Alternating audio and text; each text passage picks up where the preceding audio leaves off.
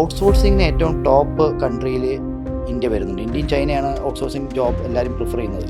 So project നടക്കുന്നത് UK-യിലായാലും US-ലായാലും ബ്രിട്ടീഷിലായാലും outsource ചെയ്യുന്നത് ഇന്ത്യയിൽ ഇരുന്നിട്ടാണ് ഈ വർക്ക് ചെയ്യുന്നുണ്ടാവുക. BIM എന്ന് പറയുന്ന ഒരു സോഫ്റ്റ്വെയർ ആണെന്നുള്ളൊരു ധാരണ പലർക്കും ഉണ്ടെന്ന് തോന്നുന്നു. അവിടെയാണ് ഏറ്റവും വലിയ ഒരു മിസ്മാച്ച് നടക്കുന്നത് ആക്ച്വലി. കാരണം സോഫ്റ്റ്വെയറേ അല്ല BIM എന്ന് പറഞ്ഞത്. BIM എന്ന് പറയുന്നത് ഒരു കോൺസെപ്റ്റാണ്. അത് ഇൻഫോർമേഷൻ അടങ്ങിയിട്ടുള്ളൊരു മോഡലിങ്ങിനെ എങ്ങനെ ബിൽഡ് ചെയ്യാം. Out of lot of softwares ഓട്ടോഡെസ്കിൻ്റെ റിവിറ്റാണ് ഏറ്റവും കൂടുതൽ ഗ്ലോബലി ആക്സെപ്റ്റ് ചെയ്യുന്ന സോഫ്റ്റ്വെയർ. ഈ ഡിസൈൻ ചെയ്യുന്ന സമയത്തൊക്കെ എന്താ സംഭവിക്കുന്നത്? അവിടെ മെറ്റീരിയൽ വേസ്റ്റേജ് നടക്കുന്നുണ്ട്, ലേബറിൻ്റെ വേസ്റ്റേജ് നടക്കുന്നുണ്ട്. ഓഫ് കോഴ്സ് അത് ടൈമിനെ ബാധിക്കും. ഒരു ആൾക്ക് BIM-ലേക്ക് വരണമെങ്കിൽ അല്ലെങ്കിൽ അവരെ പിടിച്ചു നിർത്തണമെങ്കിൽ നമുക്ക് BIM-ലേക്ക് കൊണ്ടുവരണമെങ്കിൽ ഈ പറഞ്ഞ അവയർനെസ് ആവശ്യമില്ല, വന്നു കഴിഞ്ഞാൽ. ഞാൻ പലരും പറയുന്ന കാര്യമാണ്, BIM ഒട്ടും മോശമൊന്നുമല്ല. അപ്പോൾ like average salary of A BIM manager in UAE. Skill ഈ പറഞ്ഞ മാച്ച് ചെയ്യുന്ന ആ സ്കില്ല് കിട്ടണമെങ്കിൽ ഒരു ആസ് എ സ്റ്റുഡൻറ് എന്തൊക്കെ കാര്യങ്ങൾ നോക്കിയിട്ട് വേണം ഒരു ഇൻസ്റ്റിറ്റ്യൂട്ട് ചൂസ് ചെയ്യാൻ? ടു ബി ഫ്രാങ്ക്, ഈ പറഞ്ഞ സ്റ്റുഡൻസിനൊക്കെ കറക്റ്റായിട്ടൊരു വിഷൻ ഉണ്ടാവും. ഫസ്റ്റ് ഓഫ് ഓൾ ഇൻ്റർവ്യൂവിനൊക്കെ പോകുമ്പോഴാണ് അറിയാം നിങ്ങൾക്ക് ഒരു പ്രൊഫഷണൽ ലെവലിൽ ഒന്നിനെ അപ്രോച്ച് ചെയ്യാൻ പറ്റുന്നുണ്ടാവില്ല, അല്ലെങ്കിൽ അത് അറ്റൻഡ് ചെയ്യാൻ പറ്റില്ല. ഇനിയിപ്പോൾ ബൈ ചാൻസ് ജോലി കിട്ടിയാൽ നിങ്ങൾക്ക് പെർഫോം ചെയ്യാൻ പറ്റുന്നുണ്ടാവില്ല. നമുക്ക് ഇന്റർവ്യൂ കടന്ന് കിട്ടിയാൽ പോലും നിലനിൽക്കാൻ പറ്റില്ല. ഞാൻ പണ്ട് തന്നെ ഇയർ ഓഫ് എക്സ്പീരിയൻസ് ആൻഡ് നോളജിൻ്റെ ഒരു മാച്ചിങ് ഞാൻ ശരിക്കും എതിരാണ്. കാരണം years of experience like 5-6 years ആയി കഴിഞ്ഞാൽ ആൾ ബ്രില്യൻ്റ് ആണ്, എല്ലാം മനസ്സിലാക്കി എന്നുള്ളത്.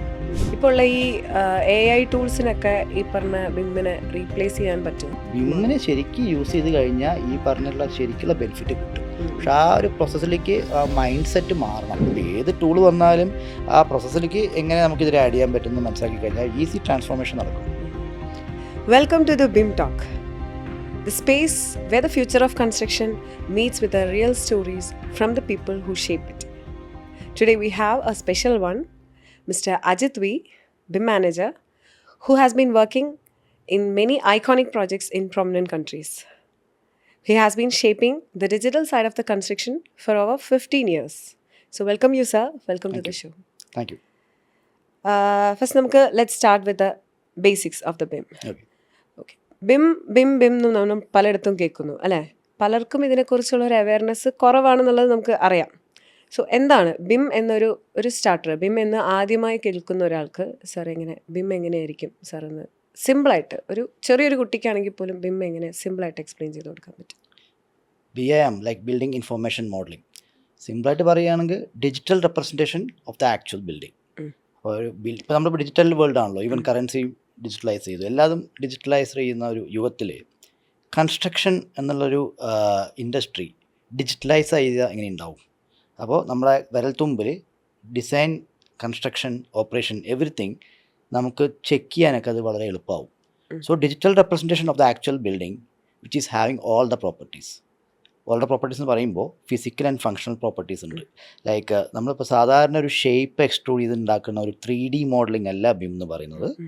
അതിൽ എല്ലാ ഇൻഫോർമേഷൻസും like chair, door, duct, everything with all the പ്രോപ്പർട്ടീസിനെ ഡിജിറ്റലായിട്ട് റെപ്രസെൻ്റ് ചെയ്യാൻ ഉപയോഗിക്കുന്ന ഒരു പ്രോസസ്സാണ് BIM എന്ന് പറയുന്നത്. ഓക്കെ, ഇപ്പോൾ ഇതിലേക്ക് വരുന്ന ആളുകൾക്ക് ഇപ്പോൾ പലയിടത്തും ഇപ്പോൾ പല കുട്ടികളും ഡിജിറ്റലി ഒരുപാട് എക്സ്പ്ലോർ ചെയ്തുകൊണ്ടിരിക്കുന്നവരാണ്. ഈവൻ +1 +2 ഗ്രേഡ് മുതൽ തന്നെ പലരും പല സോഫ്റ്റ്വെയർസ് ഒക്കെ പഠിച്ചു വരുന്നവരുണ്ട്. സോ അങ്ങനെ ഒരു ലെവലിലുള്ള ഒരാൾക്ക് ചിലപ്പോൾ കൺസ്ട്രക്ഷൻ ഫീൽഡ് എന്താണെന്ന് അറിയണ്ടാവില്ല, പക്ഷേ അവർക്ക് കൂടുതൽ സോഫ്റ്റ്വെയർസ് എക്സ്പ്ലോർ ചെയ്യാനുള്ള ഒരു ഇൻട്രസ്റ്റ് ഉണ്ടാവാം. അപ്പോൾ അങ്ങനെയുള്ള ആളുകൾക്ക് എങ്ങനെ BIM എന്താണെന്ന് നമുക്ക് മനസ്സിലാക്കി കൊടുക്കാൻ പറ്റും? ഫസ്റ്റ് ഓഫ് ഓൾ നമ്മൾ മനസ്സിലാക്കേണ്ടത് സോഫ്റ്റ്വെയർസ് എന്നുള്ളതൊക്കെ ടൂളാണ്. നമ്മളൊരു പർപ്പസിന് വേണ്ടിയിട്ട് നമ്മൾ ഏത് സോഫ്റ്റ്വെയർ യൂസ് ചെയ്യുന്നു? പല സോഫ്റ്റ്വെയർസ് യൂസ് ചെയ്യാം. നമ്മൾ പല പർപ്പസ് ആയിരിക്കാം.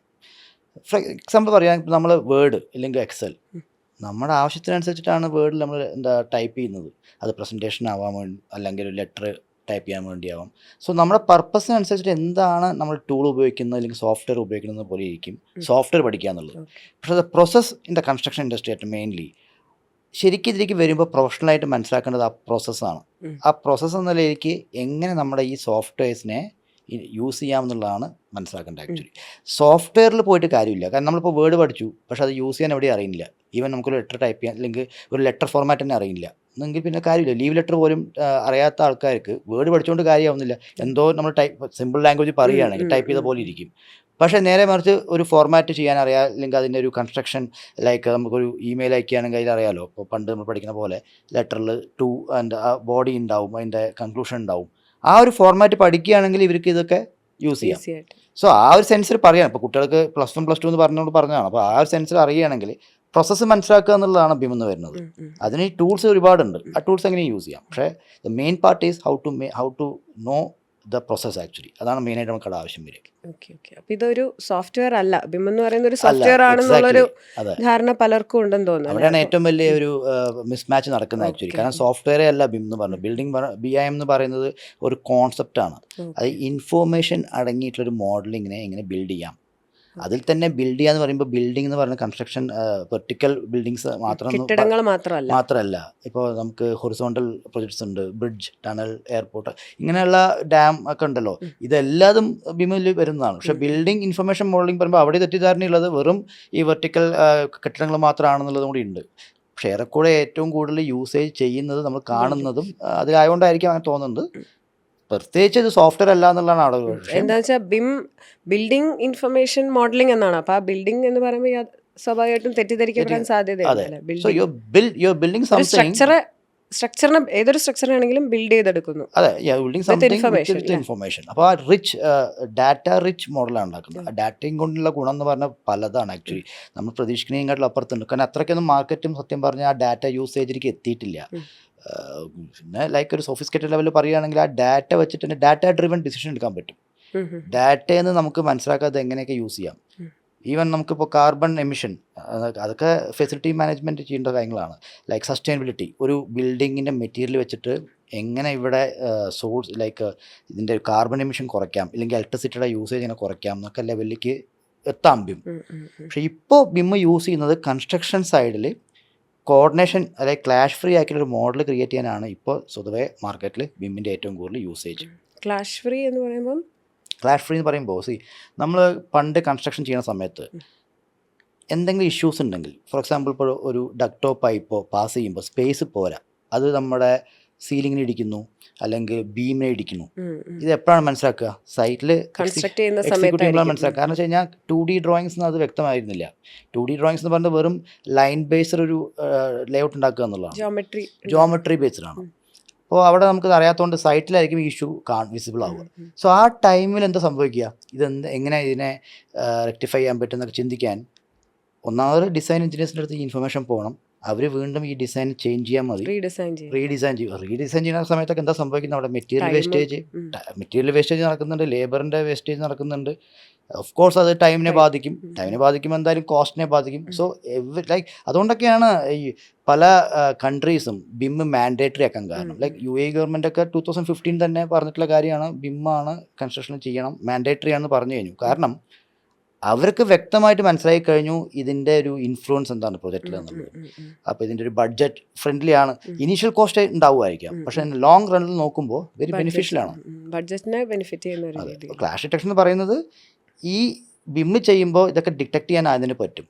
സോ എന്താ സംഭവിക്കുക വെച്ചാൽ ഈ ഡിറ്റക്ഷൻ സൈറ്റിലല്ല നടക്കുക, നമുക്ക് ഡിജിറ്റലി കിട്ടണോണ്ട്, ഡിജിറ്റലായിട്ട് തന്നെ അവിടെ മനസ്സിലാക്കാൻ പറ്റുന്നതുകൊണ്ട് അവിടെ തന്നെ അത് ഐഡൻറ്റിഫൈ ചെയ്യാൻ പറ്റും, റെസൊല്യൂഷൻ ചെയ്യാൻ പറ്റും. അപ്പോൾ അത് ആ ഇഷ്യൂസിനെ അവിടെ തന്നെ നമുക്ക് ഫ്രീസ് ചെയ്യാം, അല്ലെങ്കിൽ റെക്ടിഫൈ ചെയ്യാൻ പറ്റും. അതാണ് ക്ലാഷ് ഡിറ്റക്ഷൻ എന്ന് ഉദ്ദേശിക്കുന്നത്. Clash detection, resolution. സോ സൈറ്റിൽ സ്മൂത്ത് ആയിട്ട് വർക്ക് ഫ്ലോ നടക്കും. This is one of the advantage in BIM actually, coordination എന്ന് പറയുന്നത്. അതല്ലാണ്ടെയും ഒരുപാട് അഡ്വാൻറ്റേജസ് ഉണ്ട്. ഞാൻ ഇപ്പോൾ മെയിനായിട്ട് പറയുകയാണെങ്കിൽ സൈറ്റിൽ ഏറ്റവും കൂടുതൽ യൂസ് ചെയ്യുന്നത് ക്ലാഷ് ഡിറ്റക്ഷൻ മോഡലാണ്. ക്ലാഷ് ഡിറ്റക്റ്റീവ് യൂസ് ചെയ്തിട്ട് ക്ലാഷ് ഫ്രീ ആയിട്ടുള്ള മോഡലാണ് സൈറ്റിലേക്ക് ഇത് പോകുന്നത്. അപ്പോൾ ഇതിന് എന്തൊക്കെയാണ് സോഫ്റ്റ്വെയർസ് ആണ് ഇപ്പോൾ ഈ പറഞ്ഞ കാര്യങ്ങളൊക്കെ ചെയ്യാൻ വേണ്ടി? നമ്മൾ ഇപ്പോൾ ഒരുപാട് സോഫ്റ്റ്വെയർസ് ഉണ്ടെന്ന് കേട്ടിട്ടുണ്ട് BIM-ൽ. സോഫ്റ്റ്വെയർസ് ഈ പറഞ്ഞ കാര്യങ്ങളെല്ലാം കൂടെ നടക്കണമെങ്കിൽ എന്തൊക്കെ ഒരുപാട് മൾട്ടിപ്പിൾ സോഫ്റ്റ്വെയർസിൻ്റെ ഇൻവോൾവ്മെൻ്റ് ഉണ്ടോ? Yes, of course multiple softwares use ആവാം, നമുക്ക് ചെയ്യാൻ പറ്റും. പക്ഷേ പെർട്ടിക്കുലർലി നമ്മൾ ഏറ്റവും കൂടുതൽ ഇപ്പോൾ ഗ്ലോബലി യൂസ് ചെയ്യുന്ന സോഫ്റ്റ്വെയർ ഏതാണെന്ന് ചോദിച്ചു കഴിഞ്ഞാൽ ഒരു 40-50% ഓഫ് വർക്ക് നടക്കുന്നത് ഗ്ലോബലി ഓഫ് കോഴ്സ് ഓട്ടോഡെസ്കിൻ്റെ റിവിറ്റ് എന്ന് പറയുന്ന സോഫ്റ്റ്വെയർ ആണ്. അപ്പോൾ റിവിറ്റ് തന്നെയാണ് ഇത് മോഡൽ ചെയ്യുന്നതും. ഈവൻ ക്ലാഷ് ഡിറ്റക്ട് ചെയ്യാൻ റിവിറ്റ് യൂസ് ചെയ്യാം, പക്ഷേ അതിനും യൂസ് ചെയ്യുന്നത് വേറെ സോഫ്റ്റ്വെയർ ഉണ്ട്, ഓട്ടോഡെസ്കിൻ്റെ തന്നെ നാവിസ് വർക്ക് എന്നുള്ളതാണ്. ഈവൻ ക്ലൗഡ് പ്ലാറ്റ്ഫോം ഒക്കെ യൂസ് ചെയ്യുന്നുണ്ട്. സോ പെർട്ടിക്കുലർലി ഏത് സോഫ്റ്റ്വെയർ യൂസ് ചെയ്യുന്നത് വെച്ച് കഴിഞ്ഞാൽ ഇപ്പോൾ out of lot of softwares ഓട്ടോഡെസ്കിൻ്റെ റിവിറ്റാണ് ഏറ്റവും കൂടുതൽ ഗ്ലോബലി ആക്സെപ്റ്റ് ചെയ്യുന്ന സോഫ്റ്റ്വെയർ. കാരണം അതിൽ വേറൊന്നും കൊണ്ടല്ല, റിവിറ്റിൽ എന്താ ഒരു അഡ്വാൻറ്റേജ് വെച്ചാൽ അവിടെ മോഡൽ ചെയ്യുമ്പോൾ ആർക്കിടെക്ചർ, സ്ട്രക്ചർ, ഇനി വേറെയും ഡിസിപ്ലിൻസ് ഉണ്ട്. ലൈക്ക് ഒരു കൺസ്ട്രക്ഷൻ എന്ന് പറയുമ്പോൾ വെറും ആർക്കിടെക്ചറും സിവിൽ മാത്രമല്ല, അവിടെ ഫെസിലിറ്റീസ് ഉണ്ട്. ലൈക്ക് MEP ആർക്കിടെക്ട് ഉണ്ടാവുമായിരിക്കാം, mechanical, electrical, plumbing and fire fighting services, irrigation, everything included ആണ്. സോ ഇതെല്ലാം ചെയ്യാൻ പറ്റുന്ന ഒരു മോഡൽ എന്ന് പറയുന്നത് റിവിറ്റാണ് ഏറ്റവും കൂടുതൽ യൂസ്. മറ്റേതൊക്കെ ഒരു ലിമിറ്റേഷൻ ഉണ്ട്. ഇപ്പോൾ ടെക്ല ഉണ്ട്, പക്ഷേ സ്റ്റീൽ ഡിസൈന് വേണ്ടിയിട്ട് മാത്രമാണ് അത് ഏറ്റവും കൂടുതൽ യൂസ് ചെയ്യുന്നത്. സോ റിവിറ്റിൻ്റെ ഒരു ലിമിറ്റേഷൻ അത്രയ്ക്കില്ല, കവർ ചെയ്യുന്നുണ്ട്. സോ അതുകൊണ്ടൊക്കെ ആയിരിക്കാം ക്ലയൻറ്റ് റിവിറ്റ് പ്രിഫർ ചെയ്യുന്നത്. പ്ലസ് ഡോക്യുമെൻറ്റേഷൻ, അത് മോഡൽ ചെയ്ത് അതിൽ തന്നെ കൺസ്ട്രക്ഷൻ ആവശ്യമുള്ള ഡോക്യുമെന്റ് ജനറേറ്റ് ചെയ്യാനും Revit capability, plan, sections, schedule and everything whatever needed for a site execution purpose can be generated from the Revit itself. അതിന് വേറെ സോഫ്റ്റ്വെയറിലേക്ക് പോകേണ്ട ആവശ്യമില്ല. എല്ലാം ഇതിൽ തന്നെ പോസിബിൾ ആണ്, റിവിറ്റിൽ തന്നെ. എല്ലാം അതെ, അതാണ് one of the advantage actually. പിന്നെ ഓട്ടോഡെസ്ക് എന്ന് പറയുന്നത് മാർക്കറ്റ് ലീഡേഴ്സ് ആണ് പണ്ട് തൊട്ട് തന്നെ. ഓക്കെ. ഇപ്പോൾ സാർ ഇപ്പോൾ പറഞ്ഞു മാൻഡേറ്ററി ആക്കിയിട്ടുണ്ട് in middle east, UAE mandatory ആക്കിയിട്ടുണ്ട്. അപ്പോൾ ഈ ജോലി സാധ്യതകളും കൂടുതലും അവിടെ ആവാൻ സാധ്യതയുണ്ടോ? അതോ നമുക്ക് എങ്ങനെയാണ് നമ്മുടെ മാർക്കറ്റിൽ, ഇന്ത്യൻ മാർക്കറ്റിൽ എങ്ങനെയാണ്, എന്താ വ്യത്യാസം എന്തായിരിക്കും? കൂടുതൽ സാധ്യതകൾ അവിടെ ആയിരിക്കുമോ? ഇന്ത്യ എന്ന് പറയുമ്പോൾ ഒട്ടും ബാക്കോട്ടൊന്നും അല്ല. ഡെവലപ്പ് കൺട്രീസിൻ്റെ കടപിടിക്കുന്ന ലെവലിലേക്ക് തന്നെ അവരുടെ പ്രൊജക്ട്സ് ഒക്കെ വന്നിട്ടുണ്ട്. Like one of the largest office building in the world പറയുന്നത് ഇന്ത്യത്തെ പ്രൊജക്റ്റാണ്. സൂറത്തിൽ ഒരു പ്രൊജക്റ്റാണത്. അപ്പോൾ ഓക്കെ, പക്ഷേ ഇന്ത്യയിൽ അങ്ങനെ ഒരു എല്ലാ പ്രൊജക്റ്റും അതിലേക്ക് എത്തിയിട്ടുണ്ടോ ചോദിച്ചാൽ അല്ല, എത്തി തുടങ്ങണേ ഉള്ളൂ. മേ ബി ബൈ 2030 ഒക്കെ ആയിരിക്കും ഇന്ത്യയുടെ എല്ലാ പ്രൊജക്ട്സും ബിമിലോട്ടൊക്കെ കൺവേർട്ട് ആവാൻ പോകുന്നത്. പക്ഷേ UAE എന്ന് പറയുമ്പോൾ 2015 ഓൺവേർഡ്സ് അതോടെ മാൻഡേറ്ററി ആക്കി കഴിഞ്ഞു. ഇവിടെ നോക്കേണ്ട കാര്യം എന്താ വെച്ചാൽ, നമ്മൾ ഇന്ത്യ എന്നുള്ളൊരു ഗുണം ഔട്ട്സോഴ്സിങ്ങിന് ഏറ്റവും ടോപ്പ് കൺട്രിയിൽ ഇന്ത്യ വരുന്നുണ്ട്. ഇന്ത്യയും ചൈനയാണ് ഔട്ട്സോഴ്സിങ് ജോബ് എല്ലാവരും പ്രിഫർ ചെയ്യുന്നത്. സോ പ്രൊജക്റ്റ് നടക്കുന്നത് UK-ലായാലും US-ലായാലും ഇംഗ്ലീഷിലായാലും ഔട്ട്സോഴ്സ് ചെയ്യുന്നത് ഇന്ത്യയിൽ ഇരുന്നിട്ടാണ് ഈ വർക്ക് ചെയ്യുന്നുണ്ടാവുക. അതുകൊണ്ടാണ് ഇതിന് സാലറി സ്കെയിലും ഇത്ര വരാൻ കാരണം. കമ്പയർ ടു ദം ഇവിടെ സാലറി അവർക്ക് കൂടുതൽ കൊടുക്കാൻ പറ്റും.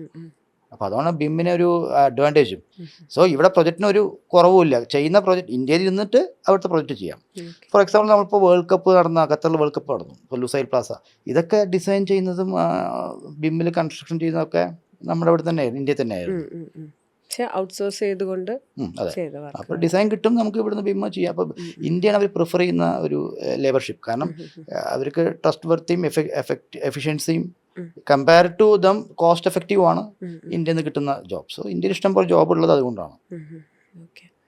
അപ്പോൾ ഈ ഇതിലിപ്പം പറഞ്ഞു എന്താ ബിമ്മ് ഈ പറഞ്ഞ കാര്യങ്ങൾ ഗുണങ്ങളൊക്കെ ഉണ്ടെന്ന് പറഞ്ഞു. ഇങ്ങനെ ഈസി ആയിട്ട് ഒരു പ്രൊജക്റ്റ് ഈസി ആയിട്ട് കൺസ്ട്രക്ട് ചെയ്യാം, ഈ പറഞ്ഞ ക്ലാഷസ് ഒക്കെ കണ്ടുപിടിക്കുക എന്നുള്ളത് പറഞ്ഞു. ഇതിൽ നിന്നും ഈ ഓട്ടോക്യാഡ് എങ്ങനെ വ്യത്യസ്തമാകുന്നത്? ഓട്ടോക്യാഡിൽ നിന്ന് അല്ലെങ്കിൽ ബിം എങ്ങനെയാണ് വ്യത്യസ്തമാകുന്നത്? വേറെ എന്തൊക്കെ കാര്യങ്ങളാണുള്ളത്? ഓട്ടോക്യാഡ് ഡെഫിനറ്റ്ലി ആയിരുന്നു ഒരു കാലഘട്ടത്തിൽ കൺസ്ട്രക്ഷന്. ഓട്ടോക്യാഡ് ആയിരുന്നു മറ്റേ ഡ്രാഫ്റ്റിംഗ് കഴിഞ്ഞിട്ട് പെട്ടെന്ന് ഒരു റെവല്യൂഷൻ ആയിരുന്നു ഓട്ടോക്യാഡ്. മാനുവൽ ഡ്രാഫ്റ്റിംഗ് ചെയ്യുന്നതിന് പകരം നമുക്ക് കമ്പ്യൂട്ടറിന്റെ സഹായത്തോടെ ചെയ്യാവുന്ന ഒരു ഡിസൈൻ ഓഫ് ഡ്രാഫ്റ്റിംഗ്, അതാണല്ലോ ക്യാഡ് എന്ന ടെക്നോളജിയിൽ വരുന്നത്. അപ്പോൾ ഓട്ടോക്യാഡ് ആയിരുന്നു ചെയ്തിട്ടുണ്ടായിരുന്നത്. But by 20th century like 2002 മറ്റേ റിവറ്റൊക്കെ ലോഞ്ച് ചെയ്യുന്നുണ്ട് ഓട്ടോഡെസ്കിൻ്റെ. പക്ഷെ അന്നും അത്ര പോപ്പുലർ അല്ല. പക്ഷെ ഇന്ന് ഡെഫിനറ്റ്ലി വെരി വിസിബിൾ ആണ്. Actually 2D drawings is nothing in front of BIM. കാരണം 2D ഡ്രോയിങ് എന്ന് പറയുമ്പോൾ ജോമെട്രിയാണ്. ഈ പറഞ്ഞ പോലെ നമുക്ക് അതിൽ ഇഷ്യൂസ് ഉണ്ടോ ഇല്ലയെന്ന് ചെക്ക് ചെയ്യാൻ പറ്റില്ല.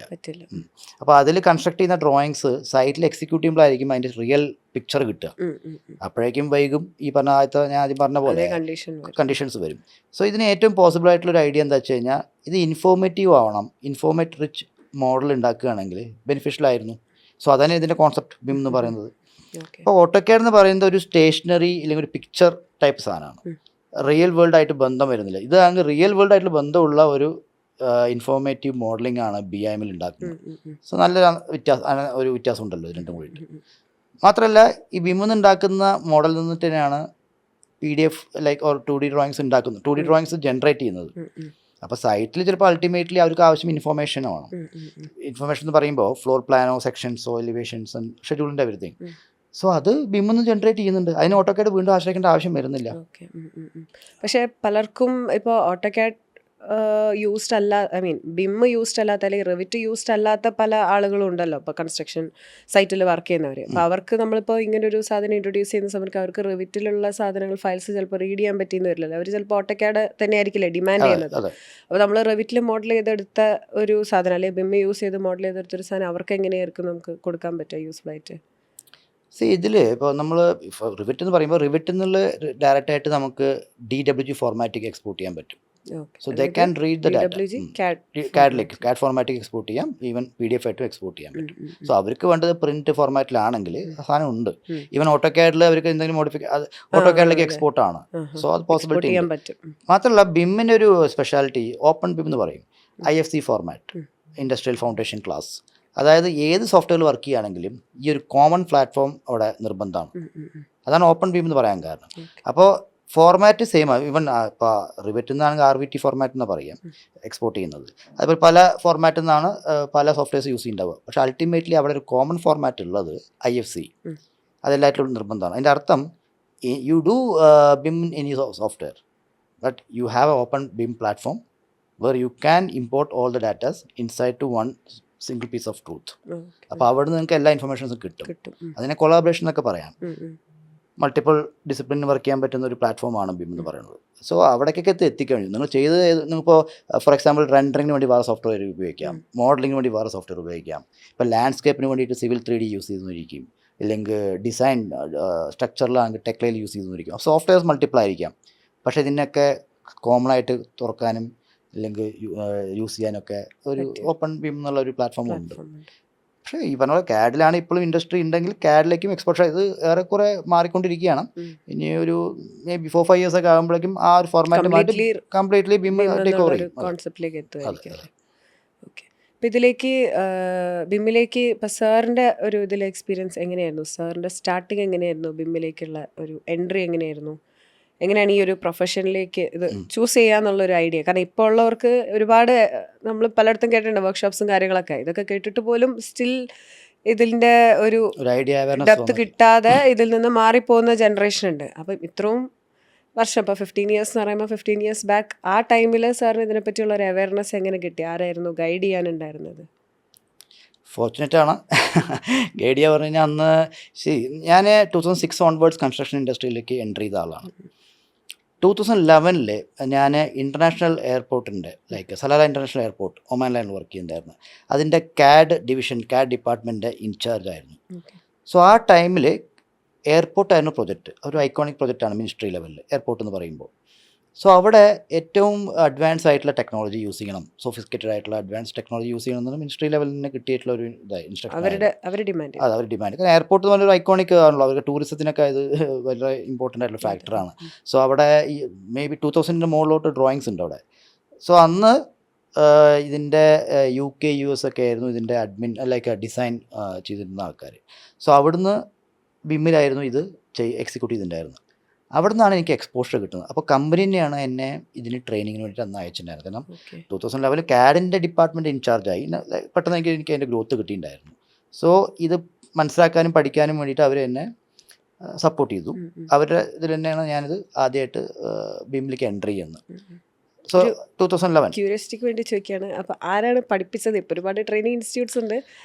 പഠിക്കാൻ ട്രെയിനിങ് എന്ന് പറയുമ്പോൾ ഒരു ഇൻസ്റ്റിറ്റ്യൂഷൻ അങ്ങനത്തെ കാര്യങ്ങളൊന്നും ഉണ്ടായിരുന്നു. പക്ഷേ അതിലൊരു ഫോൾട്ട് എന്താ വെച്ച് കഴിഞ്ഞാൽ എൻ്റെ അടുത്ത് ദുബായിലോ അല്ലെങ്കിൽ കേരളയിലോ പഠിക്കാനുള്ള ഇൻസ്ട്രക്ഷനായി കിട്ടിയത്. ഞാൻ ചൂസ് ചെയ്ത് കേരളയായിരുന്നു. കാരണം അന്ന് ഗൾഫിൽ നിന്ന് നമ്മുടെ നാട്ടിലേക്ക് വരിക എന്നുള്ള ഓപ്പർച്യൂണിറ്റി ഒന്നും നമ്മൾ മിസ്സാക്കില്ല. അപ്പോൾ ആ ടൈമിൽ നാട്ടിൽ വന്നു, പഠിച്ചു. 15 days ആയിരുന്നു എനിക്ക് കിട്ടിയ ടൈം പീരീഡ്. ഞാൻ പറഞ്ഞല്ലോ, ഞാൻ പണ്ട് തന്നെ എനിക്കൊരു അപ്രോച്ച് ഉണ്ടായിരുന്നത് സോഫ്റ്റ്വെയറിലേക്കല്ല എൻ്റെ ഫോക്കസ് ഉണ്ടായിരുന്നത്. ഇതിൻ്റെ പ്രോസസ്സ് എന്താണെന്ന് മുമ്പേ ഉണ്ട്. ഇപ്പോൾ ബിം വന്നുകൊണ്ടല്ല, നമുക്ക് എപ്പോഴും അതാണ് ആവശ്യം. ശരിക്കും ഒരു തെറ്റിദ്ധാരണ സോഫ്റ്റ്വെയർ പഠിച്ചുകൊണ്ട് നമ്മൾ അവിടെ ഹിറ്റാകാൻ പോകുന്നില്ല. നമുക്ക് എന്തിന് വേണ്ടിയിട്ട് ഇതെങ്ങനെ യൂസ് ചെയ്യാം എന്നുള്ള ആ ഒരു കണക്ഷനാണ്. അതുകൊണ്ട് തന്നെയാണ് എനിക്കവിടെ CAD ഡിപ്പാർട്ട്മെൻറ്റിൽ ഞാൻ വിത്തിൻ 4-5 years എയർപോർട്ടിൻ്റെ ഇൻചാർജ് ആയത്. വേറൊന്നും കൊണ്ടല്ല, ആ പ്രോസസ്സ് എനിക്ക് മനസ്സിലാക്കാൻ പറ്റിയതുകൊണ്ടാണ് എനിക്ക് ആ ഒരു ഓപ്പർച്യൂണിറ്റി തന്നത്. ദ സെയിം വേ ഈ 15 days ഞാൻ പോയ സ്ഥാപനത്തിൽ നിന്ന് ഞാൻ മനസ്സിലാക്കിയുള്ളൊരു കാര്യം, അവിടെ പഠിപ്പിക്കുന്നത് എന്താ എക്സ്പീരിയൻസ് ഉള്ള ആൾക്കാരായിരുന്നില്ല. സോ എനിക്ക് മനസ്സിലായി, ചോദിക്കുമ്പോൾ അവർക്ക് ആ എക്സ്പീരിയൻസ് നിന്ന് എനിക്ക് ഒന്നും കിട്ടുന്നില്ല. പക്ഷെ ഞാൻ മാക്സിമം അവിടെ പറയുന്ന ടൂൾസ് എന്താണെന്ന് മനസ്സിലാക്കി അത് കഴിഞ്ഞിട്ട് പിന്നെ സെൽഫ് എക്സ്പ്ലോറേഷൻ ആയിരുന്നു. കാരണം തിരിച്ച് വന്നപ്പോൾ ഞാൻ സാറ്റിസ്ഫൈഡ് പറഞ്ഞു കഴിഞ്ഞാൽ പഠിച്ച ടൂൾസ് അവർ അത് ഓക്കെയാണ്, പക്ഷെ അത് എങ്ങനെ നമ്മുടെ പ്രൊജക്റ്റിലേക്ക് ഇംപ്ലിമെൻറ്റ് ചെയ്യാൻ പറ്റും, എങ്ങനെ കണക്ട് ചെയ്യാൻ പറ്റും എന്നുള്ള റിസർച്ചിൽ പോയി. അതിന് ഫുൾ സപ്പോർട്ട് ഈ പറഞ്ഞ കമ്പനി തന്നു. അന്ന് ഇൻ്റർനെറ്റൊക്കെ വളരെ ക്ഷാമം പിടിച്ച ടൈമാണ്, പക്ഷേ എനിക്ക് അതിൻ്റെ ഇൻ്റർനെറ്റ് അവർ പ്രൊവൈഡ് ചെയ്തു. പാഷനേറ്റ് ആയതുകൊണ്ട് പിന്നെ അത് വർക്ക് സ്റ്റേഷൻ പ്രൊവൈഡ് ചെയ്തിട്ടുണ്ട്. എനിക്കൊരു 5 lakh or 6 lakh ആണ് വർക്ക് സ്റ്റേഷൻ അന്ന് കോസ്റ്റ്. അപ്പോൾ എനിക്ക് വേണ്ടി മാത്രമാണ് ആ കമ്പനി പറഞ്ഞത് one of the biggest company in Oman, BAC. So അവിടെ എനിക്ക് അവർ നല്ല സപ്പോർട്ട് ചെയ്യുന്നു തന്നു. കാരണം അവർ വർക്ക് സ്റ്റേഷൻ എന്നെ ട്രസ്റ്റ് ചെയ്ത് തന്നു, എനിക്ക് സെൽഫ് എക്സ്പ്ലോറേഷനുള്ള ടൈം തന്നു, അതിൻ്റെ റിസൾട്ട് കിട്ടുന്നുണ്ടായിരുന്നു. റിസൾട്ട് കൊടുക്കണമെന്ന് എനിക്കും ഉണ്ട്. ഞാൻ പാഷനേറ്റ് ആയിരുന്നു ഈ പറഞ്ഞ പോലെ. ഷെഡ്യൂൾ എടുക്കാനും അവരുടെ സൈറ്റിലത്തെ പ്രശ്നങ്ങൾ തീർക്കാനും ഒക്കെ ഞാൻ BIM യൂസ് ചെയ്യാൻ തുടങ്ങി. അപ്പോൾ അങ്ങനെയാണ് BIM-ൻ്റെ ഒരു ഏറെക്കുറെ കാര്യങ്ങളിൽ എനിക്ക് അവിടെ പ്രോസസ്സൊക്കെ മാച്ചായി. പിന്നെ 2015 ആയപ്പോൾ ഞാൻ BIM-ലോട്ട് തന്നെ മാറണം എന്നുള്ള, കാരണം ആ എയർപോർട്ട് പ്രോജക്റ്റ് കഴിഞ്ഞാൽ വീണ്ടും ഒരു ട്രഡീഷണൽ ലെവലിലേക്കാണ് പോകണം. സോ ഞാൻ പിന്നെ ട്രൈ ചെയ്ത് ഇന്ത്യയിലേക്ക് വന്ന് ടോപ്പ് BIM കമ്പനിയിൽ വർക്ക് ചെയ്യാന്നുള്ള ലെവലിലേക്ക് എത്തി. ഒരു ഐഡിയ ഉണ്ടായി.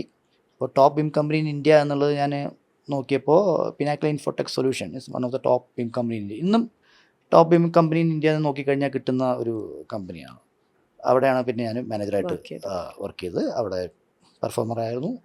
Year 2015 I think so. പിന്നെയുള്ള ജേർണി എന്ന് പറയുന്നത് വളരെ ഇൻട്രസ്റ്റിംഗ് ആയിരുന്നു. വളരെ കുറേ എൻ്റെ ഭാഗ്യത്തിന് കുറേ നല്ല കമ്പനീസിലൊക്കെ വർക്ക് ചെയ്യാൻ പറ്റി. Neil soft, like UK, Hurley project, അങ്ങനെ കുറേ പ്രൊജക്ട്സിലും കുറേ നല്ല കമ്പനിയിലും വർക്ക് ചെയ്യാൻ പറ്റി. അൾട്ടിമേറ്റ്ലി സൗത്ത് ഇന്ത്യക്ക് എത്തി. Because I belong to Palakkad, so I thought to settle in Palakkad. It's like nearby Palakkad. So സാറിന് ഇപ്പോൾ ഇത്രയും വർക്ക് എക്സ്പീരിയൻസിനിടയിൽ പ്രൊജക്ട്സൊക്കെ ചെയ്യുമ്പോൾ ഒരു സാറ്റിസ്ഫാക്ഷൻ തോന്നുന്ന ഒരു ഫാക്ടർ ഉണ്ടായിരുന്നു, അല്ലെങ്കിൽ പ്രൊജക്റ്റ് എങ്ങനെയാണ്? ഇപ്പോൾ ഈ പറഞ്ഞല്ലോ വളരെ ഹാപ്പി ആയിട്ടുള്ള ഒരു ഗ്രോത്ത് ആയിരുന്നു എന്നാണ് ഇപ്പോൾ സാറിൻ്റെ സംസാരത്തിൽ നിന്ന് മനസ്സിലാവുന്നത്. സോ അങ്ങനെ ഒരു ഗ്രോത്തിലേക്ക്, അല്ലെങ്കിൽ ഇത് മതി എന്ന് ഒരു ഡിസിഷൻ എടുത്ത ഒരു പോയിന്റ്, ഈ അപ്പാർട്ട് ഫ്രം ഈ ഒരു പ്രൊജക്റ്റ് ചെയ്തു എന്ന് പറഞ്ഞല്ലോ സ്റ്റാർട്ടിങ്ങിൽ സലാല, അല്ലാതെ ഇതിൽ തന്നെ കണ്ടിന്യൂ ചെയ്യാം, ഒരു മോട്ടീവ് എന്തായിരുന്നു ഇതിലേക്ക് എന്നെ തുടരാനുള്ള, അല്ലെങ്കിൽ ഒരു BIM-ലേക്ക് എന്നെ തുടരാനുള്ളൊരു മോട്ടീവ് എന്തായിരുന്നു? BIM-ൻ്റെ മോട്ടീവ് എന്ന് പറയുന്നത് വെരി ചാലഞ്ചിങ് ആണ്. അല്ല, ലൈഫിലേക്ക് വരുന്ന സമയത്ത് BIM എന്ന് പറയുന്നതിന് ഏറ്റവും ഗുണം, നമ്മൾ എത്രത്തോളം ഡെഡിക്കേറ്റഡ് അതിലേക്ക് മനസ്സിലാക്കുന്നു അത്രത്തോളം അതിൽ നിന്ന് തിരിച്ച് മനസ്സിലാക്കാണ്. അല്ലാണ്ട് അത് അവിടെ നിൽക്കുന്നില്ല. ഇപ്പോൾ നമുക്കൊരു കിക്ക് എന്നൊക്കെ പറയുമല്ലോ, നമ്മളിപ്പോൾ പഠിച്ചു കഴിഞ്ഞ് ഇനി ഒന്ന് ഡെവലപ്മെൻറ്റ് ഇല്ലെങ്കിൽ നമ്മൾ കുറേ കഴിഞ്ഞാൽ നമ്മൾ അടിയിലേക്ക് പോകും, കാരണം നമുക്ക് ഗ്രോത്ത് ഇല്ല അവിടെ. പക്ഷേ BIM-ൻ്റെ ഒരു പ്രത്യേകത, AC ഇൻഡസ്ട്രിയുടെ പ്രത്യേകത എന്താ വെച്ചാൽ എവർ ഇവോൾവിങ് ടെക്നോളജിയാണ്. സോ നമ്മൾ എത്രത്തോളം ഡെഡിക്കേറ്റഡ് ആയിട്ട് അതിലേക്ക് ഇൻവോൾവ് ആവുന്നു അത്രത്തോളം അത് തിരിച്ചു വരാൻ സംഭവമുണ്ട്. അത് തന്നെയാണ് എൻ്റെ മോട്ടീവ്. അപ്പോൾ അതിൻ്റെ ഹാപ്പിനെസ് പറയുന്നത് തന്നെയാണ്. ചാലഞ്ചിങ് ഇല്ലാത്തതുകൊണ്ടല്ല ഒരാൾക്ക് ഹാപ്പിനെസ് കിട്ടുന്നത്. ചാലഞ്ചിങ് ആയൊരു സംഭവം കിട്ടി നമ്മൾ അതിനെ ഓവർകം ചെയ്യുമ്പോഴാണ് നമ്മൾ റിയൽ ഹാപ്പിനെസ്.